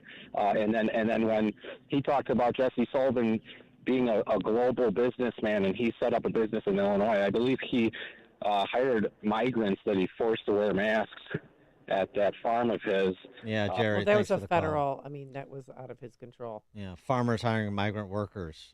Wow. That's a real expose you got there. And yes, it's part of a federal program. And yes, you have to comply with federal mandates when you access federal programs, as farmers are wont to do, Jerry. And local control, Bailey's point, you want everything to be run through the state? I remember a time when conservatives believed in subsidiarity. We should remember that. Coming up on Chicago's Morning Answer, it's 8 a.m. WIND, Chicago. The House could vote on it today.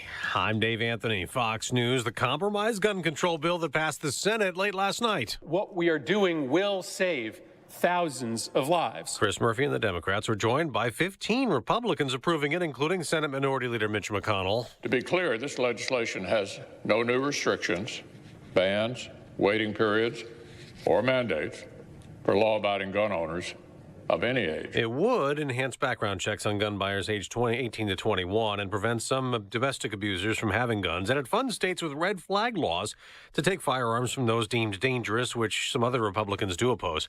It also provides money for school security. 1 month ago today, a shooting at a Uvalde, Texas elementary school left 19 kids, 2 teachers dead. It's been 4 months since Russia invaded Ukraine, and another city in the east is falling. Ukrainian forces will retreat to avoid being surrounded. Tomorrow, President Biden heads to a G7 summit of world leaders. Secretary of State Antony Blinken says allies remain united against Russia. Throughout all of this, we've stood together in solidarity and in common action. It's been 1 year since a Florida apartment building collapsed, killing 98 people. Miami Mayor Francis Suarez just told Fox. It's tragic now that we know that some of the repairs were delayed, weren't taken up at the appropriate time. Yesterday, a judge approved a $1 billion settlement for victims. In Afghanistan, they found more earthquake victims in the rubble, up to 1,150 deaths. The Democrat-led House committee investigating the Capitol riots' latest hearing focused on Trump pressure on the Justice Department to overturn election results, alleging former DOJ official Jeffrey Clark helped him.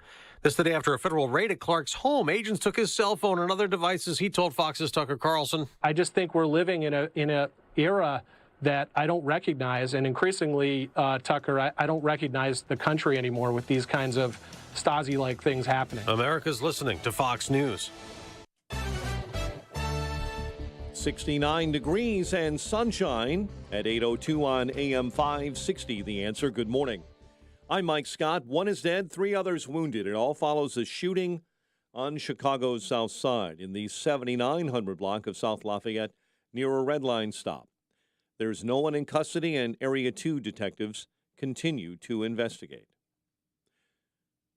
Illinois' Auditor General report shows a major error at the Illinois State Board of Education resulted in overpayment of more than $87 million to the Chicago public schools. Chicago State Rep LaShawn Ford is now calling on the Auditor General to audit CPS spending. Ford says with the extra money CPS was not supposed to receive, the public deserves to know how it was spent. What Chicago not honest about, we would expect for anyone and everyone that received money that's not theirs to know that they got more than they were supposed to get and return it. The error resulted in overstated payments to CPS beginning in 2019. Federal prosecutors are asking for a 15-year prison sentence for former suburban cheerleading coach Jerry Harris, who pleaded guilty to child sex abuse earlier this year. Charges against Harris could have carried a 50-year prison sentence. The Illinois Department of Public Health is warning about West Nile virus over the summer. The first mosquitoes to test positive for West Nile this year were in Roselle, in DuPage County. White Sox lost to the Orioles 4-0, while the Pirates were winners over the Cubs 8-7. Cubs visit the Cardinals later on tonight.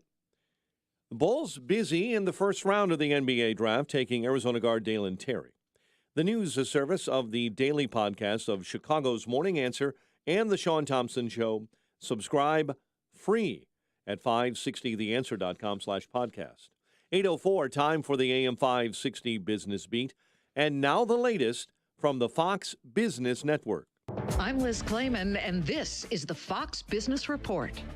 Technology shares are rebounding, helped by lower interest rates on treasuries. FedEx shares are getting a boost from a better-than-expected forecast for its business. Cybersecurity company BlackBerry continued to lose money in its recent quarter, though the loss was smaller than forecast. Online loan marketplace LendingTree has lowered its expectations, and LendingTree shares are losing ground. Zendesk, a company that makes customer service software, is close to being sold. The Wall Street Journal says it's close to a deal with a group of buyout firms. And Toyota needs to recall all 2,700 of its brand new electric crossover vehicles, the BZ4X, because wheel bolts could loosen and the whole wheel could fall off. That's your Fox Business Report. I'm Ginny Coselda, invested in you. Business, a service of Signature Bank. Visit signaturebank.bank for all your commercial banking needs. A check of traffic and weather's on the way next on AM 560. I'm Bob Burke, founder and chairman of Burke America Parts Group, a family of brands that includes RepairClinic.com, an appliance and HVAC parts solution company that's grown into an international brand. Before AmericanEagle.com, we partially launched a new technology platform developed by another firm. American Eagle helped take our technology to a whole new level with digital marketing, software development, and business insights into our key markets, appliances, HVAC, and outdoor power equipment, and did so both on time and on budget. AmericanEagle.com has the resources, experience, and talent needed to produce solutions. Our new technology platform, developed by AmericanEagle.com, has produced tremendous results with higher traffic, conversion, engagement, and online revenue. If you have any home repairs you need to take care of, check us out at RepairClinic.com. If you need a world-class website or technology project, then I would highly recommend AmericanEagle.com. Call AmericanEagle.com at 773-NETWORK. That's AmericanEagle.com, 773-NETWORK. The following is a paid political announcement. Hi, I'm Bobby Piton, and I'm running for the United States Senate. Are you tired of high oil prices, runaway immigration, sanctuary cities and sanctuary states, food prices skyrocketing, the economy being shut down, bogus mandates, sexualization of our children, and more? Well, so am I. I'm the father of 5, and I've been fighting relentlessly for the past 19 months to restore the voice of the American people. I've testified in Arizona as well as Georgia and helped prove that fraud exists in multiple states. Please support my primary run by voting for me on June 28th. You can visit me at bobbypiton.com, and I have been endorsed by countless patriots, including General Flynn. Paid for by my campaign. Thank you, and God bless. Paid for by my campaign, Piton for U.S. Senate. The following is a paid political announcement. Across northern Illinois, Republicans are talking, and they are saying that the nomination of Judge John Noverini will give Republicans the best chance to win a majority on the Illinois Supreme Court. Judge Noverini is a committed Christian. As a family law judge, he always protected parents' rights and our children. As presiding judge of the Criminal Law Division, Noverini always understood the punishment needs to fit the crime. Noverini is fiercely independent and not beholden to the trial lawyers or any special interest group. John Noverini, a consistent conservative judicial philosophy. No surprises on the bench. On Tuesday, June 28th, nominate Judge John Noverini for the Illinois Supreme Court in the 2nd Judicial District Republican primary. Endorsed by Republican leaders Chris Lawson in Kane County, Sheriff Bill Prim and Cal Skinner in McHenry, and pro-family leader David Smith. Paid for by Citizens for Noverini. Mike Bonovolanto, Treasurer. Hi, it's Larry Elder, and I want to talk to you about 100% drug-free Relief Factor. I've been telling you about it for years on radio and television. Why? Because I believe in it. I use it. My friends use it. And hundreds of thousands of others out there have tried it. About 70% of those people go on to order more. They find that Relief Factor works to help their bodies fight inflammation and eliminate their pain. Take Mark in Texas, for example. He'd been dealing with pain in his right shoulder for months, almost constantly, when he decided to give Relief Factor a try. Within 2 weeks of taking it every day, the pain in his shoulder faded away and completely disappeared. There are so many people out there whose experiences with Relief Factor are just like Mark's. What about you? Might your pain be the next to go away with Relief Factor? Your first step to becoming pain-free just might be to order the 3-week quick start for only $19.95. Just go to ReliefFactor.com, ReliefFactor.com, or call 800-4RELIEF, 800-4RELIEF. Feel the difference. It's 8:09. Let's get an update on the roads. Team Hochberg Traffic Center time, 8094. It's a getaway Friday, and you've got a mess westbound on 8094, Grant Street to Kennedy Avenue due to road construction.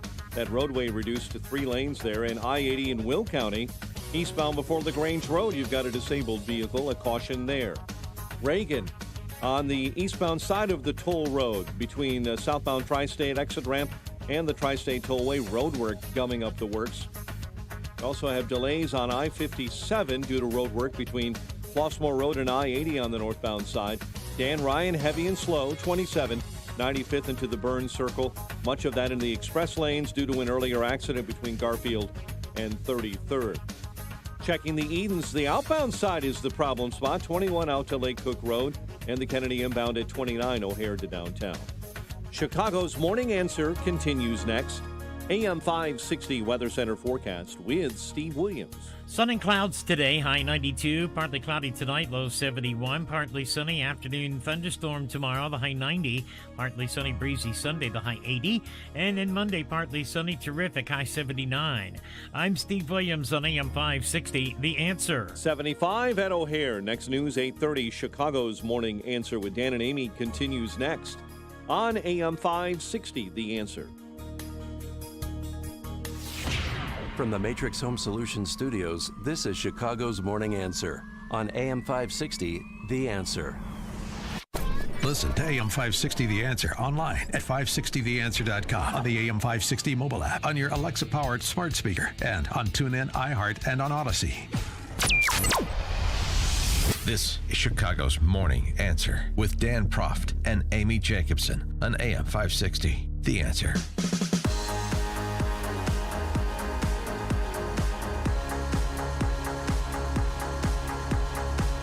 Top of the morning, Dan and Amy, in our continuing efforts right up until Tuesday's primary election to bring you the candidates for important offices. Today we have two Republican candidates, one the incumbent, one the challenger, running for Kane County Clerk. Kane County Clerk, you ask? What's that? Well, it's in King County. It's the clerk's office. yeah, but what? That's exactly right.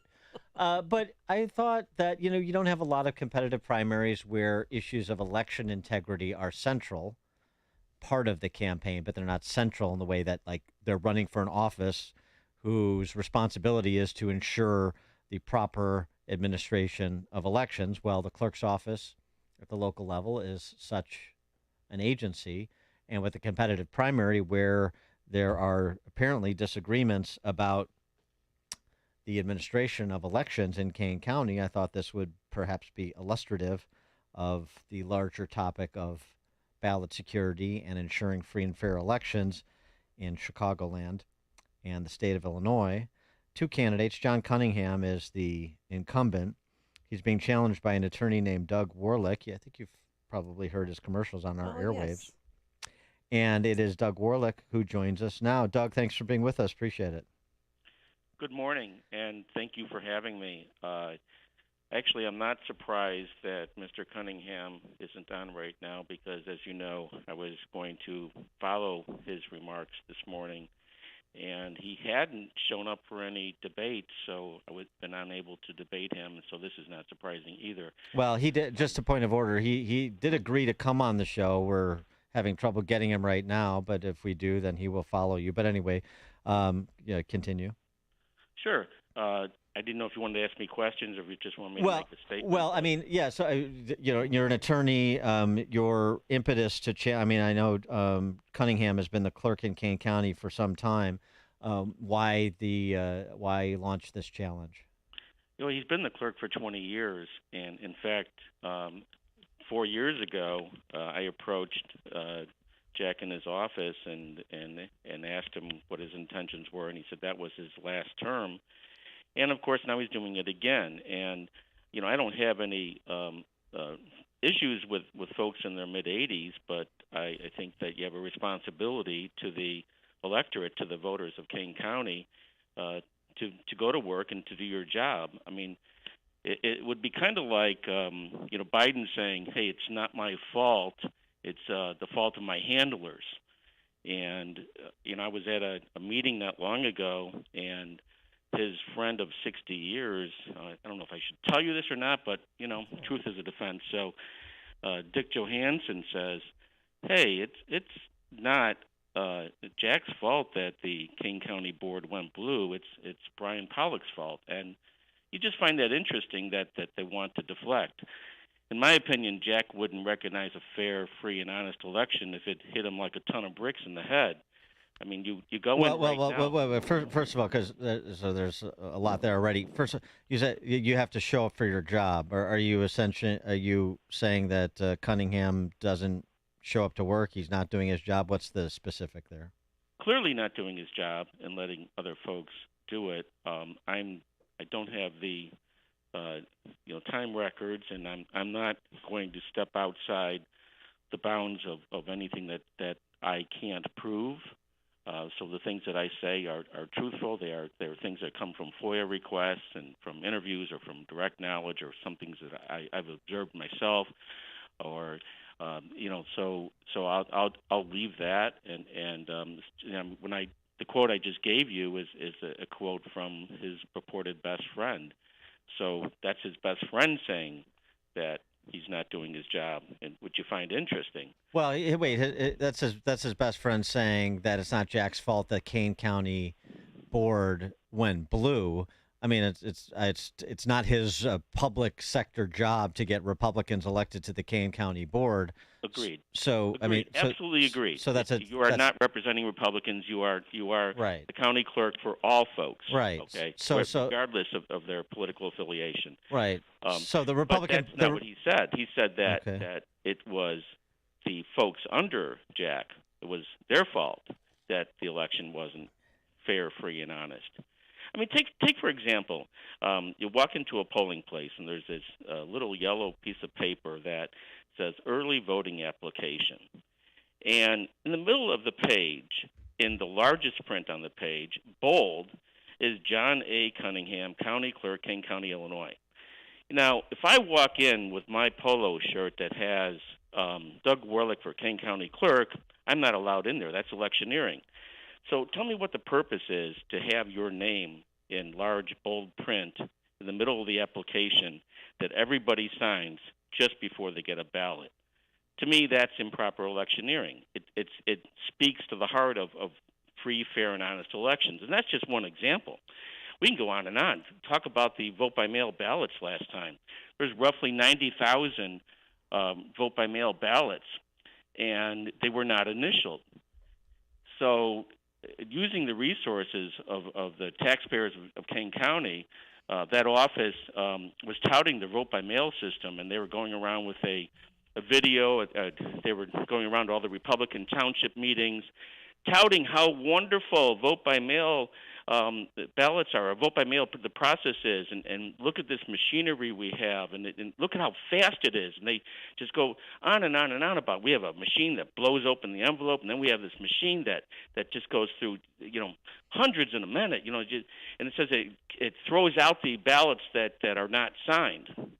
And so they finished the whole thing, and I said, so that's why, I asked the question, so that's why there were no initials on the vote-by-mail ballots. So they just pause. They don't know what to say, this long, pregnant pause. I said, because you never viewed them, because you let the machine look at them. I mean, obviously you can't have election judges viewing the signatures when they're going through this machine at this rapid pace that they're talking about. So then what is the change that you would make to the Kane County Clerk's office to make sure that there is voter integrity, or the enforcement of the enforcement required to ensure free and fair elections? Well, there are a lot of changes. You can look at provisional ballots as required by the Illinois Election Code. And in the last election, Jack announced that the day of, on election day, says there'll be no provisional ballots. I asked him about that, and his explanation was, well, they take too long. It takes like 15 minutes to investigate a provisional ballot. For the folks that don't understand a provisional ballot, those are the ballots that should be set aside, and they're counted and looked at if there could be a difference in the race, if there's enough of them. Kane County was the only county that didn't have provisional ballots of all the large counties in the state. Even Cook County did. And to make that decision, I call it whimsical, because you're not entitled to do that. When somebody comes in, for example, and they are told, well, you can't vote because you submitted a vote-by-mail application, so you've already voted. And they said, no, I didn't, or I didn't get it. You're supposed to surrender the vote-by-mail ballot, and then you can vote with a provisional ballot. You sign an affidavit. Well, what the office has done is they put in their election judge manual telling the election judges to lie and I'm not kidding about that. That sounds like a strong word, doesn't it? Coming from an attorney, I should know better. But they do. They tell them to lie. It says even if the voter didn't come in with a vote-by-mail ballot to surrender it, say that they did. And this is, and he's since I put that in my literature and since it became a public knowledge, I understand that he's pulled that manual down off the website. But I have a copy of the manual. I have a copy of the direction telling the election judges to lie. And that's the kind of thing that he does. He says, well, it's the same day voting, so you don't need a provisional ballot. Well, you do when the election code tells you to, and the election code says if somebody comes in and they had a vote by mail ballot, you have to let them vote, with a provisional ballot. So there's things like that. And what we need to do is we need to have complete transparency. We need to have situations where it's not the speed of the process, it's the accuracy. If provisional ballots take 15 minutes, so be it. If it takes longer to actually view the signatures of the voters, compare them, make sure they're accurate, then initial it, go through the extra process and do it. What about having... Doug, are you afraid that he's going to steal the election from you? I'm not the sort of person that jumps out in left field and makes wild allegations. Mm-hmm. But I know for a fact that there were improprieties in the 2020 election, and they're continuing this election. I know that election judges denied poll watchers the ability to do their job in the Aurora satellite office I think it was about 2 weeks ago. And I just mentioned the manual telling the election judges to lie. So there are things that are going on that deprive all of the candidates of a fair election. I'm not really addressing it for me. Yeah. I'm addressing it for everybody. In Kane County, since you're both running as Republicans, and so whoever wins will be in the ostensibly, if you win a general election, that's competitive now these days in Kane County. I haven't been bowled over by the leadership of the Kane County Republican Party in some time. So is the reason that Republicans are losing in Kane County, is it because of the way elections are being administered, or is it because of the moribundness of the GOP there? It's a loaded question, and I appreciate that. Now, I'll just say both. It is time for new leadership, but that's really another subject for another day. The election integrity is clearly an issue. Go back. The jokes were always about Chicago. In Cook County, you voted twice. You voted, dead people voted. All those jokes were about Cook County. There shouldn't be questions. People should feel secure that their elections are honest. I'm 65, and I never ever thought that elections weren't completely fair and honest. I never had questions historically.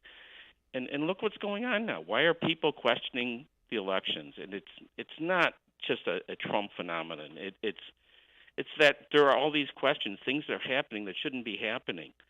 People need to do their job, and that office is not being properly handled at the top, much like the analogy I gave earlier with Biden.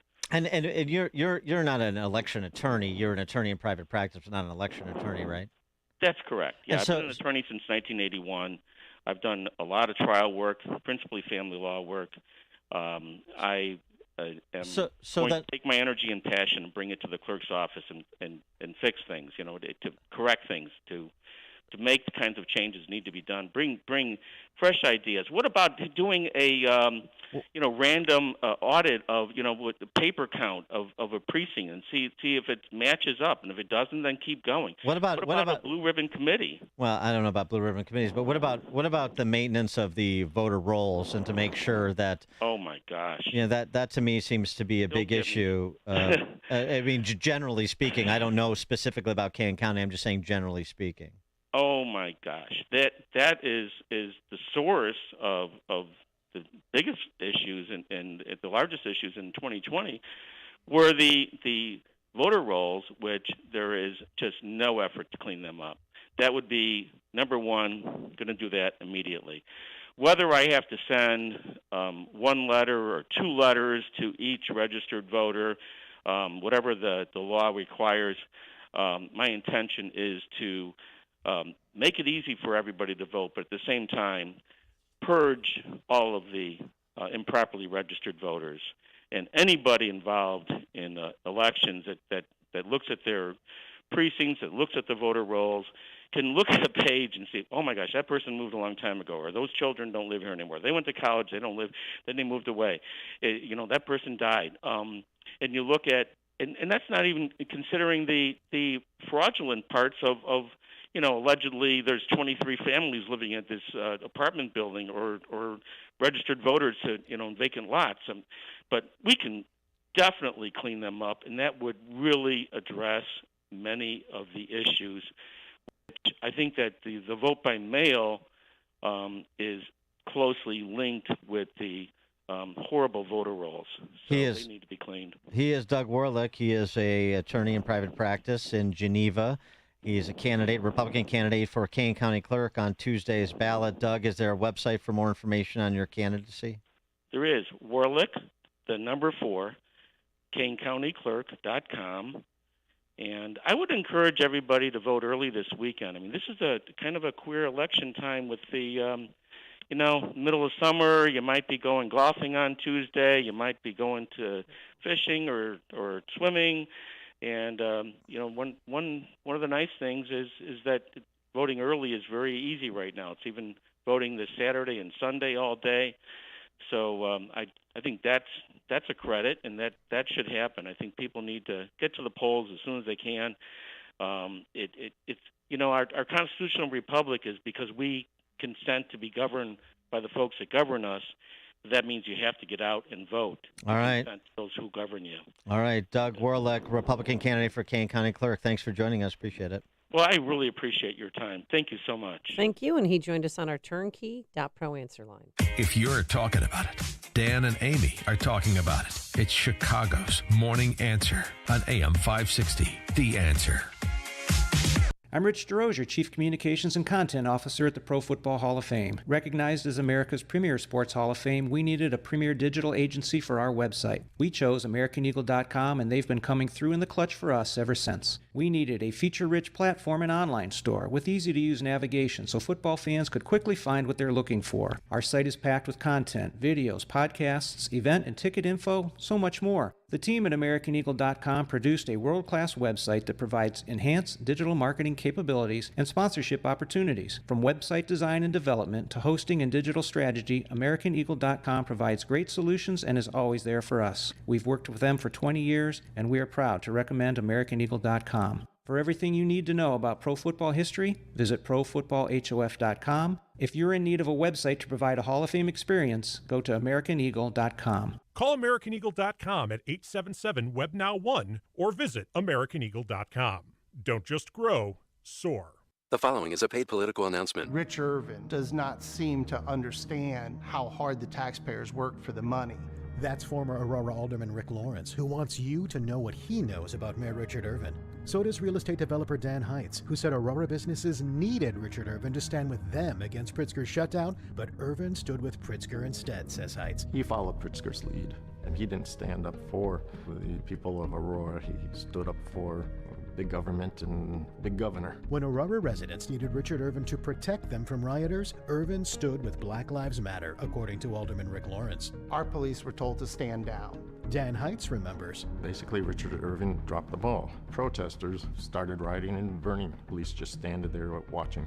Richard Irvin stood with a governor who locked down Illinois and rioters who burned down his own city. It's time for Illinois conservatives to stand up and vote no on Richard Irvin. If anybody confuses Rich Irvin with a conservative, they really didn't do their homework. Paid for by people who play by the rules pack. The following is a paid political announcement. Hello, I'm Dan Brady, Republican candidate for Secretary of State. Being Secretary of State doesn't mean prosecuting people. It means providing efficient customer service. Being Secretary of State in Illinois means focusing on serving the public. As your Secretary of State, my focus will be on making sure that government works for you by reducing wait times, modernizing the office, and supporting our law enforcement. Together, we can make Illinois government work for you. I'm Dan Brady, and I ask for your vote on June 28th, paid for by Friends of Dan Brady. The following is a paid political announcement. What are you reading? About Gary Rabine, the Republican candidate for governor. I really like him. What about those other guys spending all that money on TV? If their ads indicate how they'll run Illinois, forget them. Gary Rabine cares about the real issues: crime, corruption, the culture war, and taxes. I'm Gary Rabine. I can and will beat Pritzker. Let's turn Illinois around. It's Rabine time. Paid for by Rabine for Governor. The following is a paid political announcement. Remember this name, Kathy Salvi. Recent Illinois polls show conservatives are rallying behind Kathy Salvi for Senate. Kathy Salvi's a trusted conservative with a long record of protecting the unborn and Second Amendment rights. And Kathy Salvi is the Republicans' best chance at defeating Duckworth. On June 28th, vote for trusted conservative Kathy Salvi for Senate and ruin Joe Biden's day. Paid for by Kathy Salvi for U.S. Senate. I'm Kathy Salvi, candidate for U.S. Senate, and I approve this message. The following is a paid political announcement. Some secrets are dangerous. Just ask Commissioner Sean Morrison. Morrison worked with a local sex offender, a man with dark secrets. Sean Morrison's employee preyed on children. Here's the most troubling part. Sean Morrison vouched for that pedophile. He asked a judge to let the pedophile travel out of state. The judge trusted Morrison and let the pedophile travel. Then, that criminal went straight to Colorado and targeted a new victim, a 15-year-old girl. That judge shouldn't have trusted Sean Morrison, and neither should we. Who can we trust? Meet Liz Gorman. She's someone we can trust. As our former Cook County Commissioner, Liz Gorman led the repeal of the county sales tax. With runaway inflation and spending run amok, that experience matters. Liz Gorman. She's someone we can trust. Vote Liz Gorman in the 17th District. Paid for by Liz for the 17th. AM 560, The Answer. Dan and Amy, just again, point of order. We did invite Jack Cunningham, the Kane County Clerk, on the show. He did say he was going to be with us. We attempted to reach him. He never showed, so he gave a little bit more time to Doug Warlick, and that's that. All we can do is give people opportunities. Yep. Coming up on Chicago's Morning Answer, the time has arrived. Open Mic Friday. Grab a line, 312-642-5600. Turnkey.pro answer line, taking your calls with comments, compliments, criticisms, general crack pottery. And we'll start with the departure of Citadel from Chicago at 8:38. But now straight into the newsroom we go. Here is Mike Scott. 75 degrees, 8:32. The highly anticipated Supreme Court ruling on abortion rights is leading to beefed up security. Fences are up around the court in advance of planned demonstrations. Speaker Nancy Pelosi says the House Rules Committee will get to work this morning on a gun safety bill passed by the Senate. 15 Republicans joining every Democrat to pass the bipartisan Safer Communities Act, which closes the boyfriend loophole, encourages states to pass red flag laws, and strengthens background checks for gun buyers under 21. GOP leader Kevin McCarthy has come out against it. President Biden calls himself deeply disappointed by the Supreme Court's ruling in a closely watched gun case in New York State. I think it's a bad decision. I think it's not reasoned accurately, but I'm disappointed. The High Court ruled people can carry handguns for self-defense, the court's majority prevailing 6-3, striking down New York's concealed carry law. Officials from 40 nations are meeting in Berlin. They're focusing on global food security. Ukraine is one of the world's top grain exporter. However, deliveries across the Black Sea are blocked by minefields and a Russian military blockade of some Ukrainian ports. One person is dead, 3 others wounded. It follows a shooting on Chicago's South Side last night in the 7900 block of South Lafayette. Last night, after the final GOP gubernatorial debate here on AM 560, our experts conducted and released a straw poll of listeners and viewers of the debate, showing a 3-way tie among voters, Darren Bailey leading the way, followed by Gary Rabine and Jesse Sullivan. Last night, the group was asked how they would govern with a General Assembly that will likely have a Democrat majority. And dealing with that, as former Republican Governor Bruce Rauner had to. Candidate Paul Schimpf laid out his plan for combating the issue. We need a candidate that can unite the Republican Party, run on issues that are going to bring our state together, and then put a thumping to the Democrats at the ballot box this November. Vice President Kamala Harris scheduled to make 2 stops in the Chicago area today. Former President Donald Trump will be in Illinois tomorrow. Trump is scheduled to rally at the Adams County Fairgrounds in Mendon. Orioles over the White Sox 4-0. Was the Buccos over the Cubs 8-7. Cubs visit the Cardinals tonight, while the Bulls add depth to their backcourt in the NBA draft.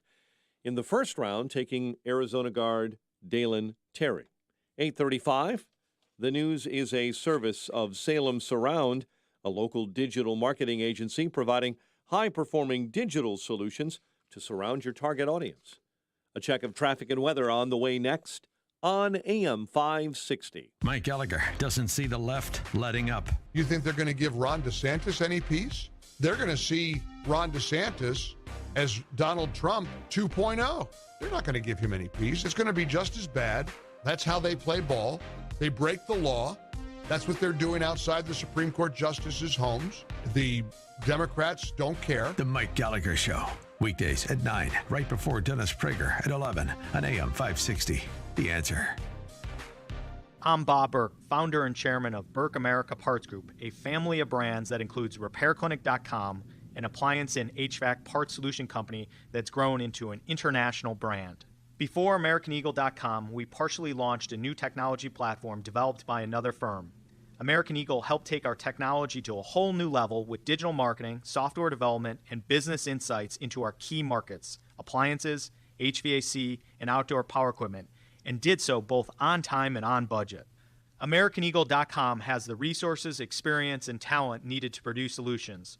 Our new technology platform, developed by AmericanEagle.com, has produced tremendous results with higher traffic, conversion, engagement, and online revenue.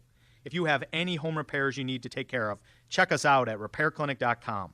If you need a world-class website or technology project, then I would highly recommend AmericanEagle.com. Call AmericanEagle.com at 773-NETWORK. That's AmericanEagle.com, 773-NETWORK. The following is a paid political announcement. Hi, I'm Bobby Piton, and I'm running for the United States Senate.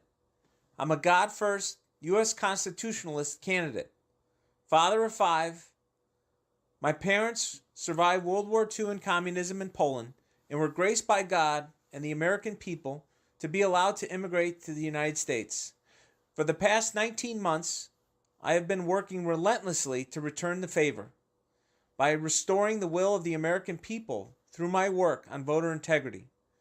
I have fielded questions by Mayor Rudy Giuliani at the Arizona State Senate hearings, testified at the Georgia State Senate hearings, and exposed fraud in Pennsylvania. I have become friends with and have been endorsed by General Michael Flynn. Please vote for me in the primary on June 28th and visit me at bobbypiton.com to find out more. Thank you and God bless. Paid for by my campaign, Piton for U.S. Senate. Balance of Nature's fruits and vegetables in a capsule, changing the world one life at a time. I'm sleeping better. I wake up better. I was so groggy all the time. I didn't want to get up. When I wake up, I'm awake. I've got more energy. With my situation, I had 2 surgeries a year ago within 3 months. I had a hip replaced and a major back surgery. The circumstances where the surgeries were close together, and they knocked me down pretty good. And I'm feeling much stronger now. I just bought a bicycle, ready to start getting back into shape because I have the energy to do so. Start your journey to better health with Balance of Nature right now. Call 1-800-246-8751 or go to balanceofnature.com for more information or to place your order. Shipping is always free. And don't forget to get 35% off your first order as a preferred customer by using discount code CHICAGO. 8:39. Let's get an update on the roads now. Team Hochberg Traffic Center time, and we start on the outbound Edens. Accident just cleared before Dundee Road. It's 18 minutes outbound to Lake Cook Road. Kennedy inbound, solid half hour. O'Hare into the Burns Circle interchange. Ike inbound, 30 minutes, 390 to the old post office. That's lighter than normal. And a lighter than normal day on the Stevenson inbound. It's a half hour, 355 into DuSable Lakeshore Drive. Dan Ryan at 24, 95th into the Burns Circle interchange. Tri-State jammed up southbound between the Stevenson and LaGrange Road. 8094 jammed up because of road construction. The roadway down to 3 lanes westbound between Grant and Kennedy Avenue. Chicago's Morning Answer continues next. AM 560 Weather Center forecast.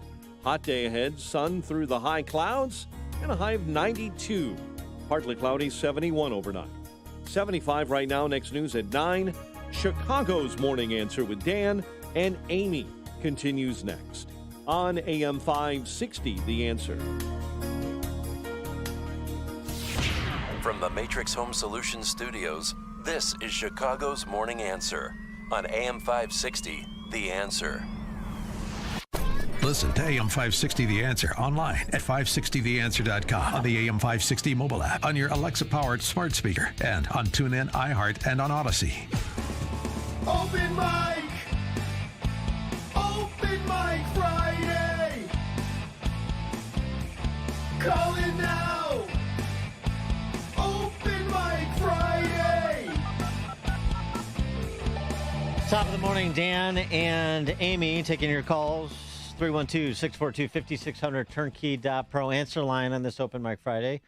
Your comments, compliments, criticism, general crack pottery, we'll take it all. And get people's reaction, too, to the big news yesterday in advance of the final Republican gubernatorial debate that was hosted by your very own AM 560. The news that Ken Griffin is pulling up stakes at Citadel and taking his corporate headquarters down to Miami, where he already has a footprint, citing a number of reasons over, frankly, the last several years as to why he was moving towards the exit sign, beginning with public safety. Yep, and here he is talking about Governor Pritzker. It is a disgrace that our governor will not insert himself into the challenge of addressing crime in our city. And his security detail was attempted carjacking on them. He had a few employees one was stabbed walking to work in broad daylight. And he lives downtown. I mean, he lives near Chicago and State, and there's mass shootings and riots all the time. Why would he stay here? Yeah, it's just unfortunate he got such bad political advice, and maybe in part he doesn't have finely tuned political instincts either, given some of the choices he's made. But I'll ascribe that, at least initially, to his primary gatekeeper, this Kason Carter guy, and then these Ronner consultants who, by the way, have a reputation. They didn't just show up, who sold him a bill of goods, and blew him through all these red lights on Richard Irvin, who they now concede is a dead man walking politically. But he didn't even wait until Tuesday's primary. He just got up and quit and got up and left. Yeah, I don't think he wants to be here when the I don't think he wants to be in the blast zone. And and also, and he's probably frustrated. I mean, all the things coming out internally about that campaign. Now all of a sudden they're complaining about whether or not the Ronner consultants pay themselves too much money. After running a campaign predicated on one lie to set up the next lie if the first lie didn't work, and none of it worked. So, all this dissension in the ranks and upset that everybody didn't fold in with what he was told was the best play, and simply isn't the best play. And these are competitive exercises. And so, as I've said before, too bad, so sad. You have to make a case and run a campaign, and perhaps what you thought won't turn out to be true about how that's going to unfold. And if you are committed to basically listening to people who have brought the party to its super minority status in Illinois, because, they are the ones who've been in charge for most of the past 40 years, then you don't want to chart a different course. You don't want to present contrast. Well, and now, a lot of those folks that were on Ken Griffin's dole, well, what's going to happen to them? They got to start singing for their supper again. They may have public offices, but finally you might start to clean out some of this feckless leadership in the Republican Party and have a Republican Party that respects itself and respects the electorate and is going to make arguments and take the fight politically to the Chicago Democrats and others. It's a huge loss for the city. I mean, anytime the bike path was broken, and during the pandemic, and I mean, he came forward and he fixed it. He just paid it. Yes, let's fix it. But him alone, he makes he's worth $25 billion. Him alone, tax revenue for the city of Chicago, $200 million a year, according to the Washington Free Beacon. Sure, with that's what he pays company he has, as well as individually, and Oh, I get it. Right. It's big hits. It's not good. Nobody is suggesting, I mean, I don't know This anybody. company millions, but I they don't know but personally anybody suggesting it is good. Right. And so the question is, especially after a 3-week run of Boeing, Caterpillar, Citadel, you still want to stay the course? I don't know. I think it's better than a 50-50 proposition that the state will stay the course, meaning the course of pushing productive people and their enterprises out of the state. We'll see. I'm afraid we're going to become Detroit. Because you said months ago, I said, well, we're going to become Detroit. And you said, no, we're not, as long as Ken Griffin and Citadel's still here. Well, and what it's more than that. It includes Citadel. But, as Chicago has diversified over the last several generations, since it was a meatpacking and manufacturing center, financial services, the exchanges, insurance, it's big big accounting firms. I mean, those are big enterprises, and they're interlinked. And you're losing agribusiness companies. You're losing financial services companies of significance. There's a lot of, to use the old automotive comparison, there's a lot of, first and second and third tier suppliers to those big operations. Again, in 2020 alone, there was something like $3 billion worth of income that left Illinois for Florida. That's just Florida. Last year, it was, 105,000 people with $10 billion in income that left. So you're talking about successful people making six-figure salaries that are gone. So it's not just Ken, and it's not just all the employees at Citadel. I mean, it's that ripple effect. And it's also what's going on beyond him and has been going on for a decade. These huge companies with the big names, they make a bigger splash when they go, but all those other little pebbles have, a aggregate impact that is similar when you project it out over the decade that it's been happening, more than a decade. 312-642-5600, turnkey.pro answer line. 64636DA, turnkey.pro text line. Ryan in New Lenox. Hey, Dan and Amy, thanks for taking my call. I just wanted to run through my thoughts on the debate last night real fast. I'm going to go in order of least relevant to most relevant. Okay, Schimpf, he just sounds like a company man. Dan, I was getting flashbacks to your debate with Pat Brady a few years ago. We need to unite the Republican Party, unite the party, unite the party. That's all he had to say. Rabine seemed like a good guy. Seems like I like a lot of his fiscal policy, but why was he screaming the whole night? He was just shouting. Okay, Sullivan, I think he's a smarmy politician. I think he was giving smarmy political oppo research dump answers. He offered a bunch of vague aphorisms. We're going to fix this. We're going to change that. We're going to help this. We're going to restore that. But no concrete policy proposals.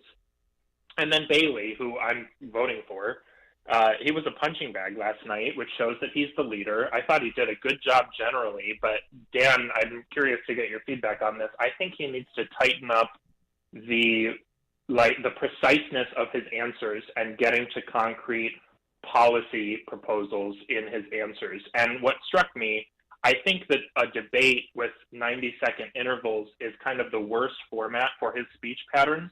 Whereas Sullivan and people like Sullivan and Irvin, that's the best you can find them, is that 90-second soundbite. But Bailey, you sit him down and talk for an hour, I feel like you'd have a much greater understanding as opposed to the 90-second soundbite. So thanks, guys. Appreciate it. Thanks, Ryan. I mean, I generally agree with those observations. I think it's useful for Bailey to be in that environment where he, took some fire from Rabine and from Sullivan, because you got to learn to be a street fighter, and you got to learn to be good in the moment, in real time, in a debate setting. He's going to need to improve his debate performances and improve his skill in that sort of format in the general election, and he's going to have a short time to do it because we got a short run from July to the first Tuesday after the first Monday in November. Frank, Arlington Heights. Dan, Amy, you are making fun of my great city. Out here in Wayne County, I have a lot of muffler shops and I have a lot of other businesses to run. I am, of course, the doctor. Dr. Detroit. Dr. Kavorky. Why do you consistently make fun of my city? Yeah, it's pretty Anyway. good. It's pretty That's good, good. Frank. I could tell you put some work into that one. I've been doing that one since like '86 or something like that. So Whenever I saw that you perfected it. Yeah, very good. good. You nailed it, Very man. good. One other yeah. one other point I wanted to make too about the guy you had on with Kane County Kirk, Mr. Warlick. He mentioned about early voting. Just as a conservative, I think early voting is horrible. I think we should have voting on one day. That's it. You lose out on a lot of information when you vote early. When we're voting 4 weeks early. And out here in Cook County, in Wheeling Township, we've reduced the number of precincts from like over 80. I used to do the signs for all the different precincts and so forth. And so it was over 80 15, 20 years ago. Now it's in the 60s. We keep consolidating these precincts. And then, of course, that's an excuse. We don't have enough polling places. We got to have early voting. And then, you don't know who to vote for 3 weeks in advance. Then, of course, they come out and they say something stupid, and then you regret it. I vote on Election Day at the polling place. We should have all paper ballots. If you don't want to vote on that day and you have an excuse, you get an absentee ballot. But that's it. Anyway, that's my opinion on the whole thing. I am with you on that, Frank. I mean, maybe I could go the weekend before or something like that when, everything that's more or less going to be said or mailed out or seen on TV has been done. But yeah, I agree with you. This early voting 4 weeks out is ridiculous. It is nonsense. It's not helpful. It's a vulnerable system. The longer you keep it up and running. And frankly, it's really limited evidence to suggest it has a significant impact in overall turnout. It just distributes the turnout over 4 weeks, I should say. It doesn't significantly change it. So I'm in total agreement. Bob, Naperville. Good morning, Dan and Amy. Thanks for taking my call. Really quickly, great show, great guest, and I think you guys you're my best source of news, so thank you and keep up the good work. My quick comment has to do with the recent development at Kirkland and Ellis. Had Paul Clement and Aaron Murphy represented a marshmallow company at the Supreme Court and won, they'd be heroes. But that victory would be short-lived as well once the woke brain trust at Kirkland and Ellis realized all marshmallows are white. They would require all future legal work for marshmallow companies be multicolored product line. Mm-hmm. It's just nonsense. But again, great show. Keep up the good work, guys. Thanks, Bob. Eduardo at Midway. Yeah, I plan on voting on Tuesday. I don't believe in these early voting. These Democrats, they want to have 24-hour voting so they get their favorable result. I wanted to comment on the ambassadors that I saw yesterday on TV. I didn't see too many like bilingual people out there. You mean the street ambassadors? Spanish or Polish. Right. Down Michigan Avenue, the show and tell that Lori Lightfoot did last night. Hmm. Showing that we're safe now Yeah, because we have these people, these street ambassadors, and in the neon yellow vests walking around. Yeah. So if tourists need help, they run to the street ambassador. Mm-hmm. Sure. Are the street ambassadors armed? No, they are not. The street ambassadors are like the safe passage ambassadors, are like the traffic management aides. Wrigley. Yeah. I mean, you know what we need? We need fewer police and we need more ambassadors, aides, assistants, and so forth. Mm-hmm. Because, to be an ambassador, an aide, or an assistant of some sort, you just have to know the right alderman. You don't have to go to the academy. You don't have to put your life on the line or anything like that. I mean, it's something. Thanks for the call, Eduardo. The street ambassadors, that just never ends. These civilian patronage corps, and all the and a lot of them tentacles. The same people used to go door to door promoting vaccinations. Oh, they're sure. wearing the same yellow, because I went to that press conference. They're wearing the same yellow vest. The COVID knockers. Yeah, the COVID, Like we heard you haven't been vaccinated because the a record COVID jack boots. Yeah, we'll come to right. you. We'll be here tomorrow and we'll give you $100. The COVID captains, right? The COVID captains yeah, for your yeah. block party, like you are. You're going to my block party. I You're am- gonna I'm not. christen the bouncy house. I am not. I don't think I can go north of. Of what? Chicago Avenue. No, I can go a little north of that. I can't go north of like North Avenue anymore. I can't do it. Okay. I don't want to. Terry, Rogers Park. Yeah, I don't see anything wrong with Sullivan mentioning God in the debate. God needs to be mentioned once in a while. Okay. I don't think it was him mentioning it once in a while. I think it was him mentioning it every other answer was the criticism. But yeah, okay. Mary Kay, Western Springs. Hi, good morning. The federal elections, November elections fall on my birthday all the time. Maybe that's why I'm so into the politics thing, because a lot going on and it's so much fun. Anyway, I want to remind people to protect themselves when they go out. Everyone should take a self-defense course sometime in their life, especially women and teenagers. It'll help make you less of a target for these crazy crimes. Lock your doors when you go to the pump. My car, all the door locks open. That's just a Toyota thing, I think. But take your purses and bags out of the car. Western Springs and Hinsdale have been a huge carjacking target, all these suburbs, for years. Right, Amy? You know what Western Springs and Hinsdale needs? What? Oh, street ambassadors. Street ambassadors. Oh, Yeah, that's yeah, right. Of course. I can't believe I didn't think of that.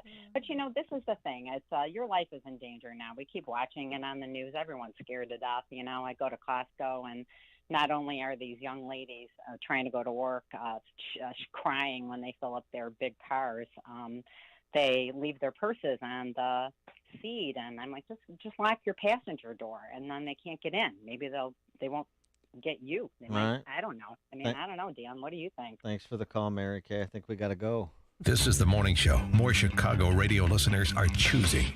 This is Chicago's Morning Answer on AM 560. The Answer. The following is a paid political announcement. Rich Irvin does not seem to understand how hard the taxpayers work for the money. That's former Aurora Alderman Rick Lawrence, who wants you to know what he knows about Mayor Richard Irvin. So does real estate developer Dan Heitz, who said Aurora businesses needed Richard Irvin to stand with them against Pritzker's shutdown, but Irvin stood with Pritzker instead, says Heitz. He followed Pritzker's lead, and he didn't stand up for the people of Aurora. He stood up for big government and big governor. When Aurora residents needed Richard Irvin to protect them from rioters, Irvin stood with Black Lives Matter, according to Alderman Rick Lawrence. Our police were told to stand down. Dan Heitz remembers. Basically, Richard Irvin dropped the ball. Protesters started rioting and burning. Police just standing there watching.